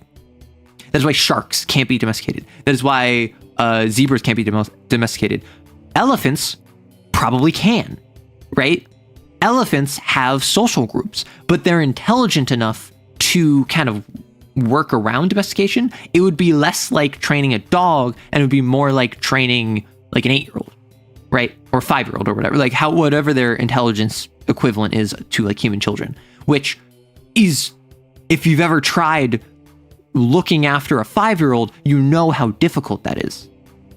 Yeah, elephants are enough to see that we're trying to exploit them, and elephants are intelligent enough that if you treat them well, they will willfully listen to you. There are cases, and I know this because way back in university, I had to read a paper about elephants and like their mourning habits and like how they their social organization. And if I am a vet that sees an elephant is injured and I go over to it and I help the elephant will remember me probably for the rest of its life. And then, if its child gets injured, it might seek me out with its injured child and bring me to its child and basically get me to help it, because it understands that, oh, when it broke its leg, I not only numbed its pain by like anesthetics, and I also set a splint, and I cared for it over the course of like a week and set it up to where it was able to take care of itself and then left. When its child breaks its leg, it will come to me because it knows that I can do that. It doesn't know how to do it. It doesn't know how I did that, but the elephant recognizes and remembers who I am, what I did for it. Same thing where if I raise an elephant in captivity for 10 years, even 5 years, let's say, release it into the wild. The elephant goes off in the wild, makes babies, has kids, will come back to me and say, Arrow, look, my baby. And look at the baby and be like, okay, look at like Grandma Arrow, look at Grandpa Arrow, like look at your grandparent, and will treat me as if I am part of its family, its extended family. Elephants are really smart, right? war elephant is a fighter jet circa 100 BC. And that's why we could get stuff like war elephants. But elephants are such high maintenance that we can't reasonably domesticate them en masse, as far as I'm aware. As far as I'm aware, elephants are unreasonable to domesticate to the same extent of like horses, dogs, cows, oxen, that kind of crowd. 8-year-olds, despite their best efforts, are domesticated. Despite their best efforts, like, operative phrase. We're sort of discovering more recently that domestication has more to do with time and proximity than social structure. Really? Then I might be speaking off outdated information, because my understanding was the old idea was it was entirely breeding, reinforcement, and evolution, right? And then since then, we have learned it's also about leveraging social structures. You have to, if you take wolves and you want to breed them into dogs and like get domestication, you need to selectively breed for animals that prioritize loyalty over aggression, obedience over free spirit. And you still have free-spirited dogs. You still have aggressive dogs. But broadly speaking, the average dog is significantly more loyal and obedient and inclined to follow direction than an average wolf. Because that's what we bred for. And the average dog is significantly less aggressive or hostile than the average wolf. Now, dogs can still be dangerous. Like, I've talked about this before. Dogs are dangerous if you piss them off or scare them or hurt them, because they have the bite force that can tear out your throat. That's not special dogs. That's not pit bulls. That's not like German Shepherds specifically. That is any dog outside of like yappy dogs, right? Like I don't think like a Pomeranian or a Chihuahua could reasonably do that. But any like medium or larger dog could reasonably take a person's life. Because dogs are descended from wolves, which are pack hunters. They are dangerous, but that doesn't mean that dogs are evil or anything. That means that we went out of our way to selectively breed and train and push for a gentler bent of wolves. That's how we got dogs.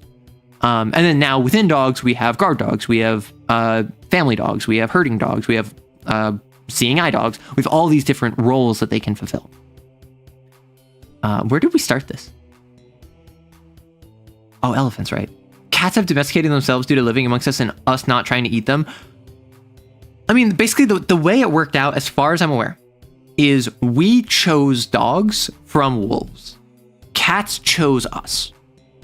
And why would we had no incentive to stop cats, because the modern house cat is domesticated. The modern house cat is altered from how like wild cats were thousands of years ago, I presume. But broadly speaking, they fill the same role. They kill rats. They hunt small game. They keep your house like safe and clear. And also, there's this sort of spiritual symbology behind cats, whether it's ancient Egypt or elsewhere. But broadly speaking, they take care of vermin and pests, which particularly pre-modern sanitation was very important. And in even what was it? Black Death. Even in Black Death in Europe, cats were super important because they killed rats. Rats caused the Black Death. No, they don't. It was actually the fleas on the rats, but don't tell the Europeans that. They didn't realize that. Genetic engineering is sin. Yeah, bud, that ship sailed 10,000 years ago. Okay. That here's your GMO dog, GMO corn, GMO beef.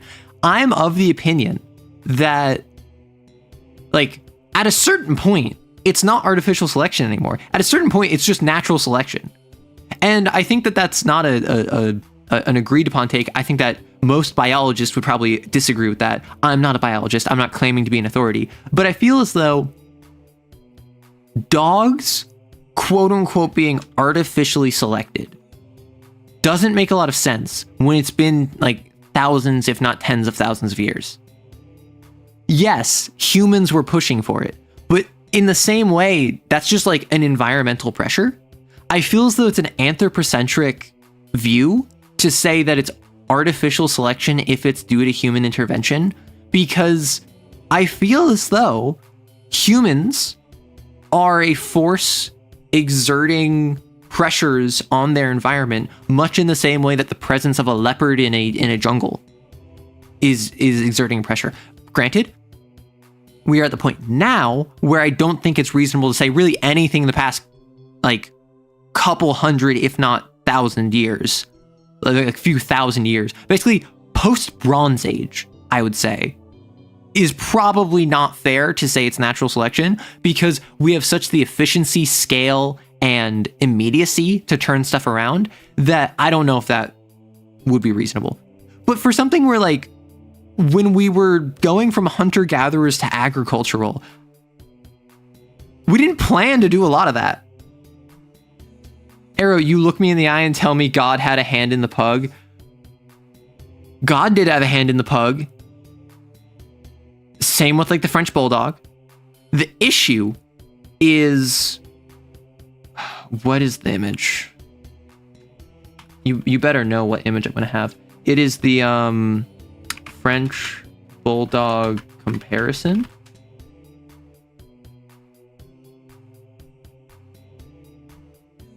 Do you know what I'm talking about? Where there's a drawing from like the 1800s, like 19th century, where it is, quote unquote, proper breeding standards of like an English bulldog or French bulldog. And it talks about all of the common issues that they face today due to inbreeding, due to quote unquote being a purebred, with like the recessed snout and the inability to breathe and all that, because it was seen as aesthetic.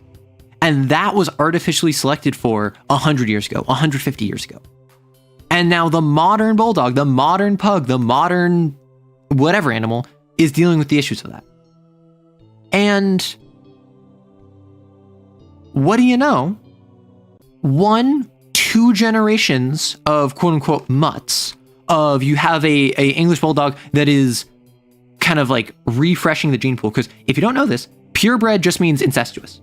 Purebred just means like you want a purebred golden retriever. That means that it is going to be a golden retriever that is like, it has a brother father that was also its grandpa, and its sister was also its grandma, right? Like, it's messed up. It is really messed up. And that is what gives so many breeds their known issues, like hip issues for labs, or cancer for golden retrievers. These are things where the purebredness is what messes with them, because it's thought to pursue a certain aesthetic. It's thought to pursue a certain ideal that was ascribed like 150 years ago by Victorians who ruined everything. Mutts are the best dogs. Rescues are the best dogs, I would say. I'd say rescues are probably the best dogs, because that is something where it's like, it could be a mutt, it could be a purebred. It doesn't matter what their origin is. What matters is that you brought them into your life despite the fact that they thought that they didn't have a place to come into. And that by itself, independent of if it's Chihuahua or a Pitty or a Yellow Lab, or if it's a Pomeranian like poodle mix, like even if it's a mutt that you have no idea like what their origin is, like that heals the soul. Right? Like that choice of just like, you thought you had no future, let me give you one, kind of just makes it infinitely better than any past that they had, because they could be like the most interesting mix. They could have like no birth defects or whatever, but if they have no future, that unfortunately doesn't matter. And that's why you should adopt, not shop. Mostly also because a lot of shops are puppy mills. Absolutely disgusting behavior. Dogs are the first utility robots we ever had.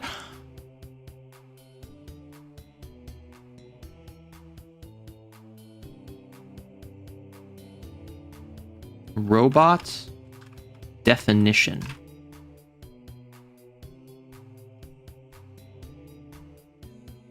A mechanical device that sometimes resembles a human, and is capable of performing a variety of often complex human tasks. A machine or device that operates automatically or by remote control. A person who works mechanically or without original thought. I don't think that fits the definition of robot, unfortunately. I get your sentiment. I don't disagree with the sentiment behind it, but the specific phrasing of calling them robots, I think doesn't work out.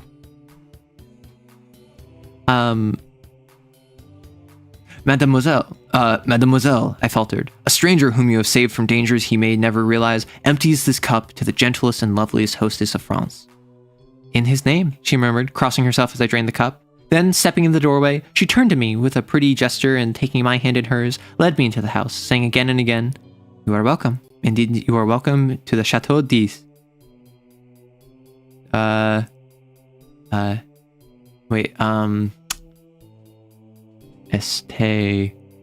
STUVW X.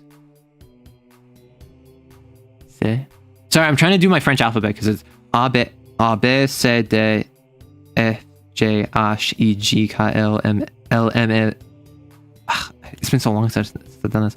L M N O P Q R S T U V W. I don't remember the XYZ because I'm assuming this is like the chateau, like the house or the castle of Is or Y. I don't know if it's Is. I think it's Is. Chateau d'Is. Because this is like chateau of castle of. Sorry, I'm trying to use my limited French knowledge. Dogs were some of the first automatic spit roast turners. Oh my gosh. I awoke next morning with the music of the horn in my ears, and leaping out of the ancient bed, went to the curtained window where the sunlight filtered through the little deep-set panes. The horn ceased as I looked into the court below. A man who might have been brother to the two falconers of the night before stood in the midst of a pack of hounds. A curved horn was strapped over his back, and in his hand he held a long-lashed whip. The dogs whined and yelped, dancing around him in anticipation. There was a stamp of horses too in the walled yard. He better not hit those dogs. "Mount!" cried a voice in Breton. With a clatter of hoofs, the two falconers, with falcons upon their wrists, rode in the courtyard among the hounds. Then I heard another voice, who sent the blood throbbing through my head. Pierrot, Louis, hunt the hounds well and spare neither spur nor whip. Oh. Thorau and thou, Gaston, see that the Epervier does not prove himself nigh. What? And if it be your best judgment, fate. You can't do this to me dirty like this. Vicotoi alozo. Aloaz? That's just vowels. Lasso? Aloaso? Jardinet. Oh my gosh. Jardin. What is this word? My first thought is egg because oof is egg. Jordan, I know that. So this is something I know this word. I can't remember what it is though. Is the wildest name for a letter of the alphabet? It's the name of Y in Spanish. Oh my gosh. You really seem fixated on the dirty Jersey comment. I didn't realize that knowing where the Jersey Devil was from was so unique. You're pronouncing too much. All right.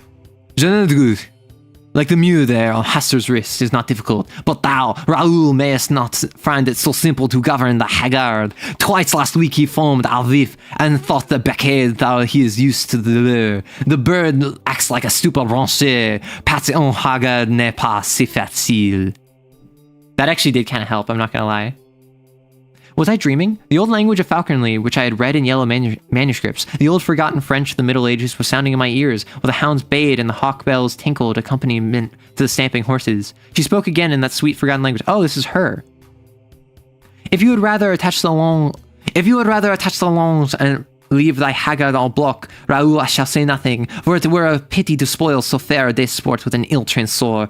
Esme abasse. It is possibly the best way. Saluer donner derailing. I was perhaps hasty with the bird. It takes time to pass à la file and exercise d'escape. I'm just raw dogging it, and if I mispronounce it, I don't really care. Then the falconer Raoul bowed in his stirrups and replied, "If it be the pleasure of mademoiselle, I shall keep thy hawk." "It is my wish," she answered. "Falconry I know, but you have yet to give me many a lesson in autorcer. My poor Raoul, Sir Pierre Louis, mount!"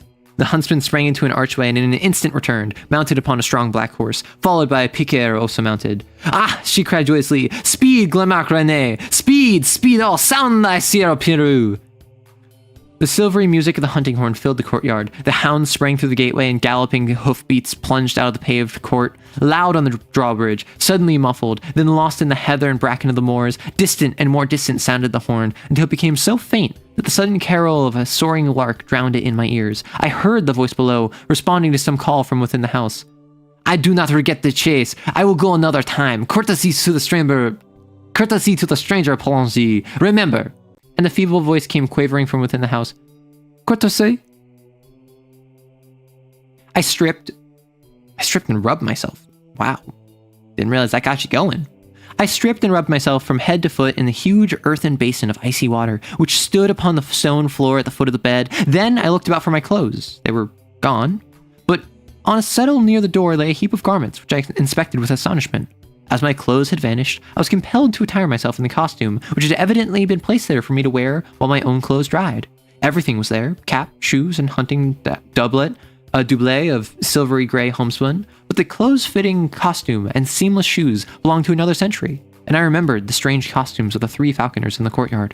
I was sure that it was not the modern dress of any portion of France or Brittany, but not until I was dressed and stood before a mirror between the windows did I realize that I was clothed much more like a young huntsman of the Middle Ages than like a Breton of the day. I hesitated and picked up the cap. Should I go down and present myself in that strange guise? There seemed to be no help for it. My own clothes were gone, and there was no bell in the ancient chamber to call for a servant, so I contented myself with removing a short hawk's feather from the cap and, opening the door, went downstairs. Not hot. Shut up. By the fireplace in the large room at the foot of the stairs, an old Breton woman sat spinning with a distaff. She looked at me when I appeared and, smiling frankly, wished me health in the Breton language, to which I languidly replied in French. At that same moment, my hostess appeared, and returned my salutation with a grace and dignity that sent a thrill to my heart. Her lovely head with its dark curly hair was crowned with a headdress which set all doubts as to the epoch of my own costume at rest. Her slender figure was exquisitely set off in the homespun, hunting gown edged with silver, and on her gauntlet-covered wrist she bore one of her petted hawks. With perfect simplicity, she took my hand and led me into the garden in the court, and seating herself before a table, invited me very sweetly to sit beside her. Then she asked me in her quiet, soft, quaint accent how I had passed the night, and whether I was very much inconvenienced by wearing the clothes which old Polanyi had put there for me while I slept. I looked at my own clothes and shoes, drying in the sun by the garden wall, and hated them. What horrors they were compared with the graceful costume which I now wore. I told her this, laughing, but she agreed with me very seriously. "So you're a simp is what this is." I was joking when I said she's a active woman who's like a falconer with a French accent who's all like flirty and funny about like calling women beautiful and cruel. But then, what was it that I said? Oh yeah, she loves dogs, like dogs love her. Like, I was joking when I said that. You seem to actually be in deep, bro. Like, I'm sorry, dude.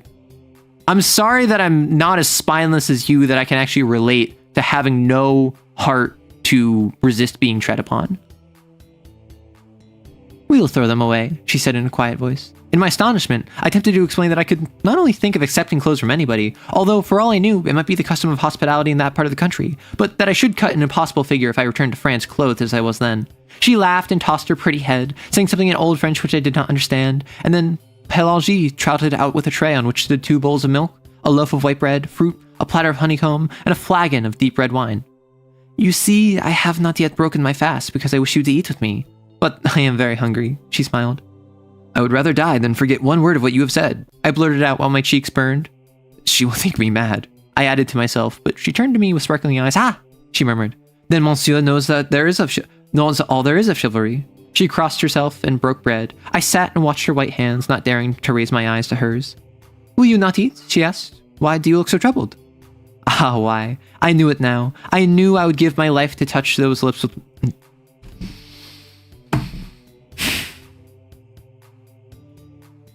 I can handle I don't actually know. I was gonna say I can handle some of the other guys better than this. No. We had a guy that was like kissing and potentially getting involved with someone that he knew he knew when they were growing up, and it sounds like he didn't know growing up, like because he was older than them significantly. That's worse, definitely. But I don't have respect for a simp. Like the other guy, there's ambiguity. It might just be he's an F-boy, and it was really weirdly worded, right? Here, it's just straight up, this man has the conviction of cotton candy in a river. That is to say, none, and fading quite rapidly, despite the fact that it's already empty. Right? Like, this man is a house of cards under a hydraulic press with how quickly it's folding, and yet it wasn't even a hydraulic press that did it in. It was a gentle breeze that knocked over the house of cards, and every single card folded into each other like some sort of Jenga tower, rolling onto itself, as if it was incapable of withstanding a single atmospheres of pressure.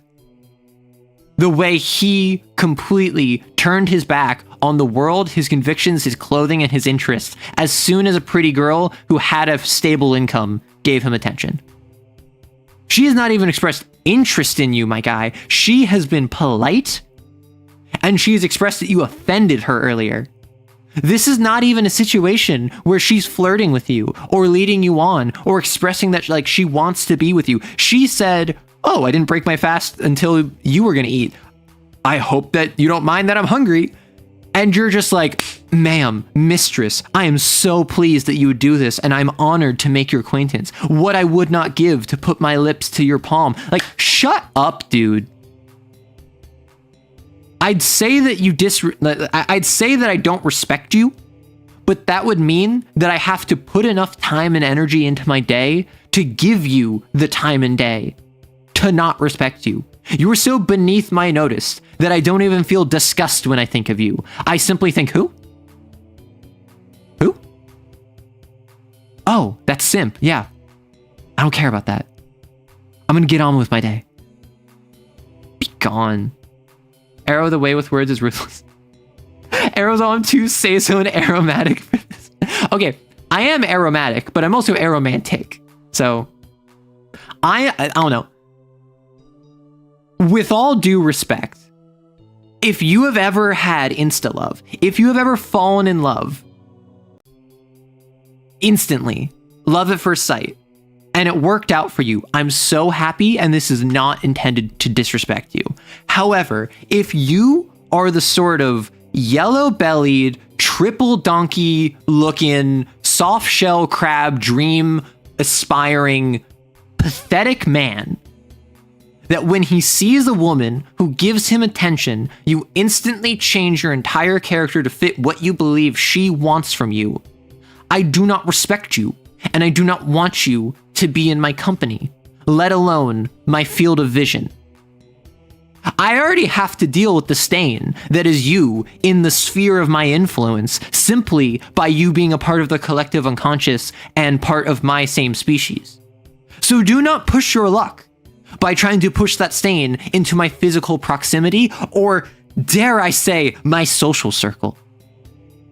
You are beneath the worm that I crush beneath my boot because it disgusts me on a visceral level. Be gone, thought. We've had it, but we always quash it as the siren calls it. I mean, so that's the thing, right? Like, if you're attracted to someone instantly, if you want to like pursue something with someone, go off.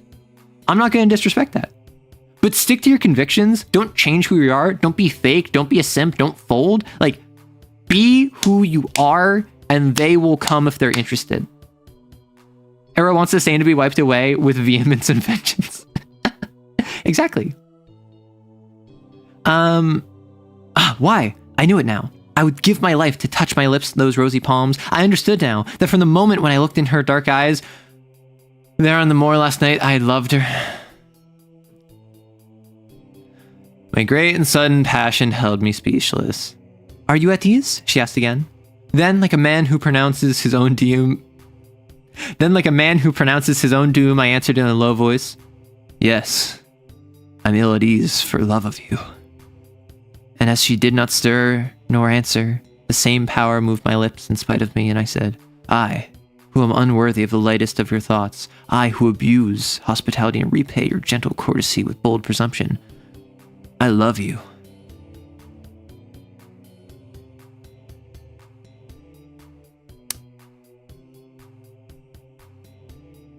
You know, I think I'd take the protagonist of Repair of Reputations over this. I think I'd take a man who plots to kill his cousin and has no conception of reality, thinking himself the prince of the new world, so thoroughly embossed in a cult that he reads the same manuscript over and over, scaring off everyone in his life, up to and including those who are familially obligated to take care of him, even while he turns them away and rebuffs them. I think I'd take that over this. Listen, maybe he's being affected by Carcosa. Maybe this is supernatural influence. Maybe he's being charmed. This is also like a romance author, so you can never tell, right? She leaned her head upon her hands and answered softly, "I love you. Your words are very dear to me. I love you." "Then I shall win you." "Win me," she replied. She's just repeating whatever he says. Like, that's been a consistent theme. But all the time I'd been sitting silent, my face turned towards her. She also silent. Her sweet face resting on her upward palm, sat facing me, and as her eyes looked into mine, I knew that neither she nor I had spoken human speech. But I knew that her soul had answered, "Oh my gosh, brother, this guy stinks!" I had a friend. I can tell this story because they're broken up now. I had a friend who she was talking to a guy. Eventually they started dating. They dated for a while and ended up breaking things off like a year later or whatever. A week of talking. He says, "I love you and your soul is beautiful." A week. And then she got together with him. She started dating this man for a year. And then she ended up breaking up with him because of other stuff. But like, that entire relationship did not let her live down the fact that her boyfriend opened the relationship with, "I love you. And like, your soul is beautiful." You know, like,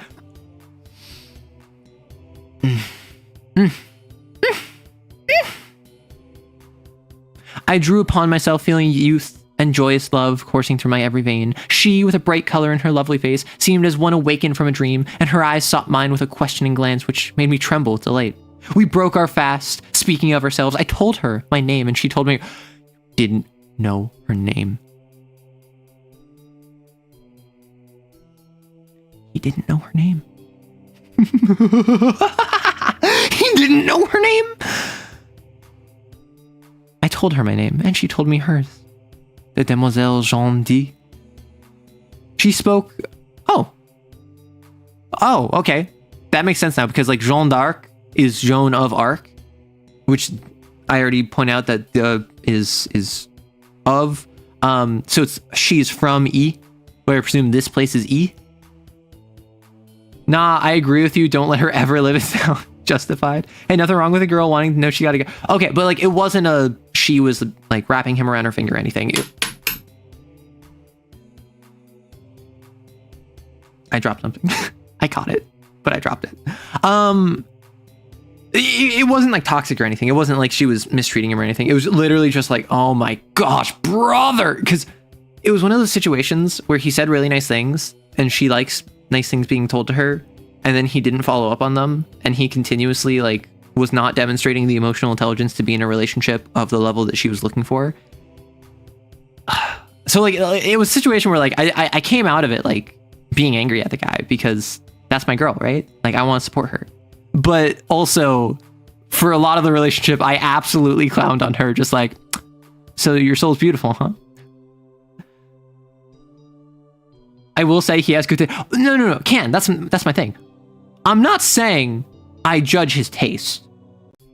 Like, Demoiselle Jeanne D strikes me as a very, like, attractive.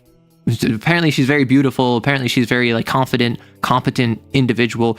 Obviously has money if she's in a chateau. So like good taste, bro.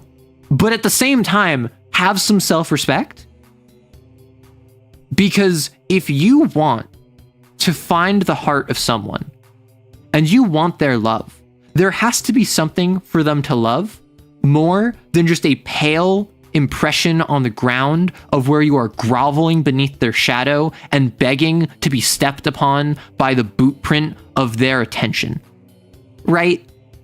If you want someone who's out of your league to be interested in you, you have to be interesting. You can't be a wet blanket and just hope that they're going to take pity on you and then have you coast the rest of your life. You have to have interests and hobbies and that you can communicate in a concise but engaging way. One of the most attractive traits you can have, and this is absolutely like a self-read. I don't know if everyone has this, but like unironically, one of the most attractive things I can see in a person is when they can tell me about their interest in a concise and engaging way that makes me want to know more, but doesn't take all day. I can listen to someone talk about their interests for hours. I've done that with my friends before. But you have to do it in such a way that you could talk about it for 5 minutes or 5 hours. And it's up to me to ask for more. You have to hook me, draw me in. You have to get me interested in your conversation, and I will stay with you for hours listening. You can't just be a hole in the ground that you're sticking your head into, legs kicking in the air, like a cartoon character that fell off a cliff headfirst into the ground as you're trying to hide yourself from your own inadequacy and inanity. You have to be something for them to respond to, or else you are nothing and you will get nothing because that's all you are. Like, heated. I don't like this man. She spoke of her father and her mother's death and how the 19 of her years had passed by in the little fortified farm alone with her nurse, Pelagie. Glenmarek, René de Piqueter, and the 4 falconers, Raoul, Gaston, Hastler, and the Sierra Perot Louis, who had served her father. She'd never been outside the moorland, never had even seen a human soul before, except the falconers and Pelagie. Though she did not know how she had heard of Kerselec. Perhaps the falconers had spoken of it. She knew the legends of Loup-Garou. See, when I speak it in a French accent, I say Garou, not Garou. I say Garou, or Garou? Well, I say Garou when I talk about the werewolves, but apparently the actual French word is Garou. She knew the legends of Loup-Garou and Jean Laflamme from her noose Pelagie. She embroidered and spun flax. Her hawks and hounds were her only distraction. When she had met me there on the moor, she had been so frightened that she had almost dropped at the sound of my voice. She had, it was true, seen ships at sea from the cliffs, but as far as the eye could reach, the moors over which she galloped were destitute of any sign of human life. There were a legend, which old Pelagie knew, how anyone once lost in the unexplored moorland might never return, because the moors were enchanted. She did not know whether it was true. She had never thought about it until she met me. She did not know whether the falconers had ever been outside or whether they could go if they would. The books in the house which Pelagie, the nurse, had taught her to read were hundreds of years old. So, when she said I'd never met an American before, that struck me more as like, there are random people that come in here all the time and get stuck here, and I assumed that's what the falconers were. But no, it sounds much more like they're all fae in an enchanted moorland, and this is the first human she has encountered. Which is odd, but interesting. Aromantic creature gives relationship advice more at 11. Okay, so I consider myself asexual. I consider myself aromantic, but I consider myself demi for both of them, which is effectively like 99% of the time uninterested. But there's like 1% of the time where I have had people in my life that I've been attracted to, that I've wanted a relationship, that I've wanted to know. And so it's generally predicated on getting to know them really well. It's generally kind of predicated on that emotional bond, which is why demi strikes me as the proper term. But it's more than just like, oh, I'm close to someone I want to throw down. It is like 99% of people. Like there have been probably a handful of people in my life I've been attracted to. And now aesthetically, very much so, I can find many people just aesthetically attractive. But like actually being interested in pursuing something, not really my scene most of the time. So it's less so like it's less so that I don't have a horse in the race, and more so I only occasionally have a horse in the race. I do like the phrasing though, coaches don't play. I very much feel like coaches don't play applies to me. Arrow clowns on... What does that mean? I found your advice to be actually great advice to give somebody. Wait, which advice? I feel like I said a lot. Was it like just have interesting bits about yourself so that they respond to you? Yeah, that's something where that's not just romance. That is friendships. That is any like a business relationship even. Be interesting and be able to express those interests, or even in like a business sense, learn how to communicate in an engaging way concisely. Because if I meet you in an elevator and you tell me your business startup idea and you need 5 minutes to properly explain it, we are probably going to be in that elevator for 30 seconds. You need an elevator pitch, right? But then if you have like that 30-second pitch and I'm interested, I'm like, okay, walk and talk. I'm not inviting you to a 20-minute conversation. I'm probably inviting you to another like 3 minutes, maybe. You need to keep up, like the hook didn't stop there. The hook got deeper and you have to keep it there. So you need another like 3 minutes of like, okay, I still need to like go through the entire story, but I need you to ask questions. The more I'm like, wait, so you want to do what? How is that going to work?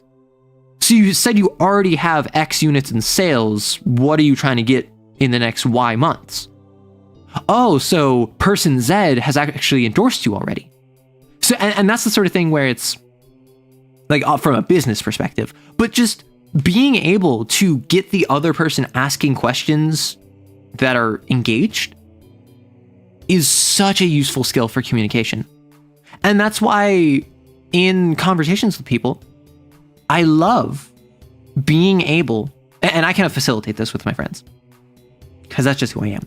But I'll have my friends tell me something and I will respond to them, ask them questions. They'll tell me more.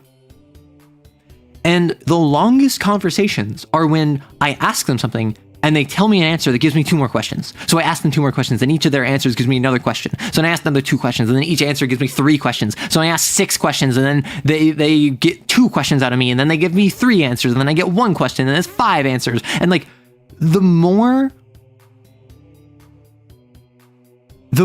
engaged I get throughout a conversation, the more questions I will have, not because I am less certain of what there is, but because I have a better frame of reference and I have a more guiding light of what I can ask about.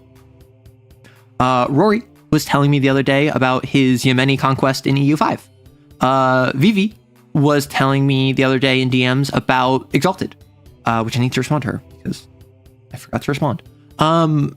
Like Neko has talked to me about his ideas for like Lancer or D&D. Like I just let my friends rant at me and I ask them questions to get them to continue ranting. I love that.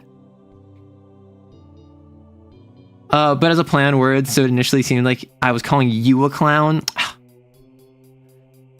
Answers that lead to further questions are infinitely better. Exactly. And that's why, and like you need that 30-second elevator pitch. I need to be able to tell you, hey, what exactly is the TTRPG I'm making? Well, it is, imagine Spore, like a creature creator game where it's set in the Stone Age and magic exists in the world, but it's fading. So you have to, instead of leveling up abilities or classes or spells, you have to evolve and gain different traits for your creature so that you can survive as magic fades from the world. And that's like a 30-second pitch. Now you're just like, wait, you said like traits? What do you mean traits? And then I say, yeah, so you start off with nothing except a couple traits from your ancestors. And that might be like you have a mouth and you have feet and you have hair, claws, quills, and you have like hard shell eggs. And you're like, wait, hard shell eggs? And I'm like, yeah. So you have to rely on magic for everything from digestion to temperature regulation to reproduction. And what will happen is that if you don't have any natural way of reproduction, the way you get more of your species is they just like pop up out of nowhere because magic exists in the world. That is what all of the species rely upon. But because magic is fading, you might lose the ability to just pop up out of nowhere. And then you're like, oh, okay, so like, wait, so like eggs is like a level up thing? And I'm like, yeah. One of the ways you level up is you choose different traits from ancestors that you have. You have 4 different ancestors, all of which have 7 traits to them. So you might have a situation where none of your ancestors have anything to do with reproduction. None of them have eggs or live birth or fragmentation, regeneration. So you will be screwed if you don't have the ability, if you lose access to just magic. And they're just like, so how would you do it? Well, in level up, you can actually find out via an upgrade, spend XP to get a quote unquote missing link, which means that one of your ancestors, you get a new ancestor because it turns out, oh, you were related to them the entire time. So if you find that you have no way of reproduction and you run out of magic, then you can find a missing link in your ancestry and then choose one that gives you soft shell eggs, for instance. And you're like, oh, yeah. And then that was just like natural progression of questions that came from a complete lack of, like an elevator pitch, basically. Is there an option for parasitoid larvae? I did add larvae as one of the traits for reproduction. I didn't add parasitoid. That'd be interesting, though. Oh, right. I'm reading a book. Oh, it's been 2.5 hours. I need to wrap up in like the next half hour. So I need to finish this real quick. At this, she told me with a sweet, serious all this she told me with a sweet, serious seldom seen in anyone but children. My own name she found easy to pronounce and insisted, because my first name was Philip, that I must have French blood in me. She did not seem curious to learn anything about the outside world, and I thought perhaps she considered it had forfeited her interest and respect for the stories of her nurse. And we were still sitting at the table, and she was throwing grapes to the small field birds which came fearlessly to our very feet. I began to speak in a vague way of going, but she would not hear of it. And before I knew it, I had promised to stay a week and hunt with hawk and hound in their company. I'd also obtained permission to come again from Kerselec and visit her after my turn. Why, she said innocently, I do not know what I should do if you never came back. And I, knowing that I had no right to awaken with her a sudden shock with the avowal of my own love would bring to her, sat silent, hardly daring to breathe. So she's a yandere too. You want to build a xenomorph? Yeah, you could probably do that. You will come very often? She asked. Very often, I said. Every day? Every day. Oh, she sighed. I am very happy. Come and see my hawks. Also, I just want to point out again, we were still sitting at the table, at this she told me with a sweet seriousness seldom seen but in anyone but children. Again, the vibes, the not just the consonants, but also the slant consonants. Seriousness seldom seen in children has the same flow to it. It has a bit of a slant rhyme to it. And I would say ch and s are both very similar phonemes. So it has that slant consonants to it. All this she told me with a sweet seriousness seldom seen in anyone but children. So good. Very fake. Yeah, it is very fake-coded. She rose and took my hand again with a childlike innocence of possession. And we walked through the garden and fruit trees to a grassy lawn which was bordered by a brook. Over the lawn were scattered 15 or 20 stumps of trees, partially embedded in the grass, and upon all of these except 2 sat falcons. They were attached to the stumps by thongs, which were in turn fastened with steel rivets to their legs just above talons. A little stream of pure spring water flowed in a winding course within easy reach of each perch. That's nice that they have water. That'd be bad if they didn't. The birds set up a clamor when the girl appeared, but she went from one to another caressing some, taking others for an instant upon her wrist, or stooping to adjust their jesses. Are they not pretty? She asked. See, here's the falcon gentile. We call it ignoble, but because it takes the quarry in direct chase. This is a blue falcon. In falconry, we call it noble because it rises over the quarry and, wheeling it, drops upon it from above. This white bird is a derfalcon from the north. It is also noble. Here's a merlin, and this tiercelet is a falcon heroner. Actually, that is really cool. An ignoble versus a noble falcon. That's cool. I'm assuming that's just correct, right? I'm assuming that's just true. I don't know if that's the case, though. I asked her how she learned the old language of falconry. She did not remember. though thought her father must have taught her when she was very young. Then she led me away and showed me the young falcons still in the nest. They're termed nyasis in nyai? Because like, my first thought was like dias, right? Nyais. But that's not how French works. So they're termed nyai in falconry, she explained. A branchier is the young bird which is just about to leave the nest and hop from branch to branch. A young bird which is not yet molted is called a soar. And a mew is a hawk which is molted in captivity. When we catch a wild falcon, which has changed its plumage, we term it a haggard. Raoul first taught me to dress a falcon. Shall I teach you how it's done? She seated herself on the bank of the stream among the falcons, and I threw myself at her feet to listen. Okay, to be fair to the simp, I would too. This is super interesting, and I would absolutely go on a falconry date. Just learning how to do falconry. Then the demoiselle D held up one rosy-tipped finger and began very gravely. First, one must catch the falcon. I am caught, I answered. Uh-huh. She laughed very prettily and told me my dressage would perhaps be difficult, as I was noble. I'm already tamed, I replied. Just embelled.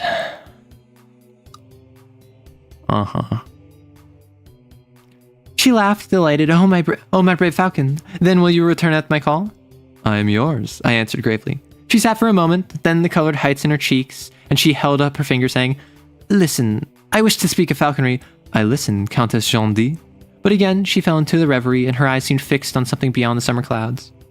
Philippe, she said at last. Jean, I whispered. That is all I wished, she sighed. Philippe and Jean. She held her hand towards me and I touched it with my lips. Win me, she said, but this time it was with the body and souls which spoke in unison. Okay, alright. Alright, Philippe. Okay. After a while she began again. Let us speak of falconry. Begin, I replied. We have caught the falcon. Then Jean D took my hands in both of hers and told me how with infinite patience the young falcon was taught to perch upon the wrist, how little by little it became used to the belle jesses and the chaperon la cornette. They must first have a good appetite, she said. Then little by little I reduced their nourishment, which in falconry we called pat, which after many nights passed au bloc, as these birds are now, I prevail upon the haggard to stay quiet on the wrist. Then the bird is ready to be taught to come for its food. I fix the pot to the end of the thong with a lure and teach the bird to come to me as soon as I begin to whirl the cord in circles above my head. At first I drop the pot when the falcon comes, and he eats the food on the ground. After a little, he will learn to seize the lure in motion as I whirl it around my head and drag it over the ground. After this, it is easy to teach the falcon to strike at game, always remembering the faire couture à l'eau, that is, to allow the bird to taste the quarry. A squeal from one of the falcons interrupted her, and she arose to address the longe which had been whipped around the block, but the bird still flapped its wings and screamed. What is the matter? She said. Philippe, can you see? I looked around and at first saw nothing to cause the commotion, which is now heightened by the screams and flapping of all the birds. Then my eye fell upon the flat rock beside the stream from which the girl had risen. A gray serpent was moving slowly around the surface of the boulder, and the eyes in its flat, triangular head sparkled like a jet. A couvert, she said quietly. It is harmless, is it not? I asked. She pointed to the black V-shaped figure on the neck. It is certain death, she said. It is a viper. We watched the reptile slowly moving over the rocks to where the sunlight fell in the broad, warm path. I started forward to examine it, but she clung to my arm, crying, Don't, Philippe, I am afraid! For me? For you, Philippe, I love you! Alright, okay. Alright. Then I took her in my arms and kissed her on the lips, but Then I took her in my arms, kissed her on the lips, but all I could say was Jean, Jean, Jean, and as she lay trembling on my breast, something struck my... As she lay trembling on my breast, something struck my foot in the grass below, but I did not heed it. Then again, something struck my ankle, and a sharp pain shot through me. I looked into the sweet face of Jean D and kissed her. With all my strength, lifted her in my arms and flung her from me. Then, bending, I tore the viper from my ankle and set my heel upon its head. I remember feeling weak and numb. I remember falling to the ground. Though my slowly glazing eyes, I saw Jean's white face bending close to mine, and when the light in my eyes went out, I still felt her arms about my neck and her soft cheek against my drawn lips. Man is such a simp. He literally just died. Man is such a simp. He literally just died. No, this is very fake coded. Yes. When I opened my eyes, I looked around in terror. Jean was gone. I saw the stream and the flat rock. I saw the crushed viper in the grass beneath me, but the hawks and blocks had disappeared. I sprang to my feet. The garden, the fruit trees, the drawbridge, and the walled court were gone. I stared stupidly at a heap of crumbling ruins, ivy colored and gray, through which great trees had pushed their way through. I crept forward, dragging my numbed foot, and as I moved, a falcon sailed from the tree tops among the ruins, and soaring, mounted in narrowing circles, faded and vanished in clouds above. Jean! Jean! I cried, but my voice died on my lips, and I fell to my knees among the weeds, and as God willed it, I, not knowing, had fallen kneeling before a crumbling shrine carved in the stone for our Mother of Sorrows. I saw the sad face of the Virgin wrought into the cold stone. I saw the cross and thorns at her feet, and beneath it I read, "Pray for the soul of the Demoiselle Jean D, who died in her youth for love of Philip a stranger, AD 1573. But upon the icy slab lay a woman's glove still warm and fragrant." Oh. No, I don't think it was a time serpent. I think this took place in the 19th century, and that it was like a ghost situation where she was like from... It was like from... like time shenanigans. I feel like she was like a ghost from like the 1500s, the 16th century, and she was present in the 19th century because... What if he was the ghost? That'd be cool if he was the ghost, like wandering around because he died like when he fell in love. So now he wanders the moorlands trying to find his Demoiselle Jean. That'd be interesting. Okay, it's been 2.5 hours. I was not expecting to go this late. I think he was brigadooned into the path. I don't think so. I'm under the assumption this all took place in the 20th century like all of the other stories, and it was like a temporal shenanigan because she was speaking Old French, and it was commented how strange that was. She was wearing old clothes, and it was commented how strange that was, and she... When he had clothes... At the same moment, my hostess appeared and returned my salutation with grace and dignity that set my throat to my heart.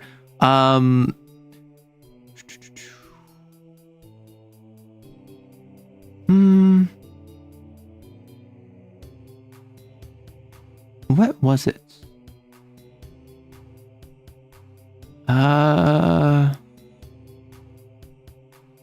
Wasn't there a line where he basically said, I looked at her and because of her outfit, I felt normal? Was it because she was wearing the old clothes or was she wearing modern clothes? Huh. Odd. But yeah, so she was regularly commented on like being super old or like having ancient information that she shouldn't have access to. I'm assuming she was a ghost. Maybe he got sent to the past. Maybe he was a time serpent, but I don't know. James for him, but the other characters were... Hey, that's why I think it was like a ghost situation, right? Probably my least favorite protagonist in the book. Okay, I will say the yellow mark, the yellow sign, he was an F-boy. I didn't like the fact he was an F-boy, but that was like a strong enough character. The Court of the Dragon, I really did not like this. This one was so uninteresting to me. I thought it could have gone somewhere interesting, but it was such a nothing burger of a story. The main character, I don't remember him having a defined personality. He just kind of like napped. The Court of the Dragon is absolutely my least favorite, including the protagonist. I would say Demoiselle D. So Repair of Reputations, he was like manic. He was crazy. He didn't understand reality, and that made him interesting. The Mask had the polycule, which was very cute. Court of the Dragon, boring. Yellow Sign, F-boy. Demoiselle D, very much a... I mean, he was a simp. He thought he was being smooth. He thought he was being romantic. Total simp. I didn't like him, but I thought it was good characterization, right? I'm not treating this as Chambers doesn't know how to write romance. I'm treating this as that character was a simp. Because previously to this point, there hasn't... I mean, there's been some insta-love. Insta-love is one of my least favorite tropes, I will say.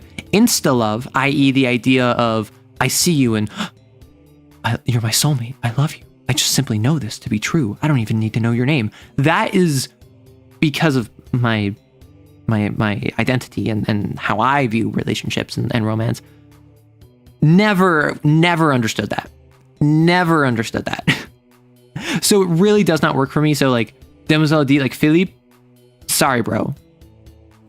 I'm assuming you're just an absolute simp.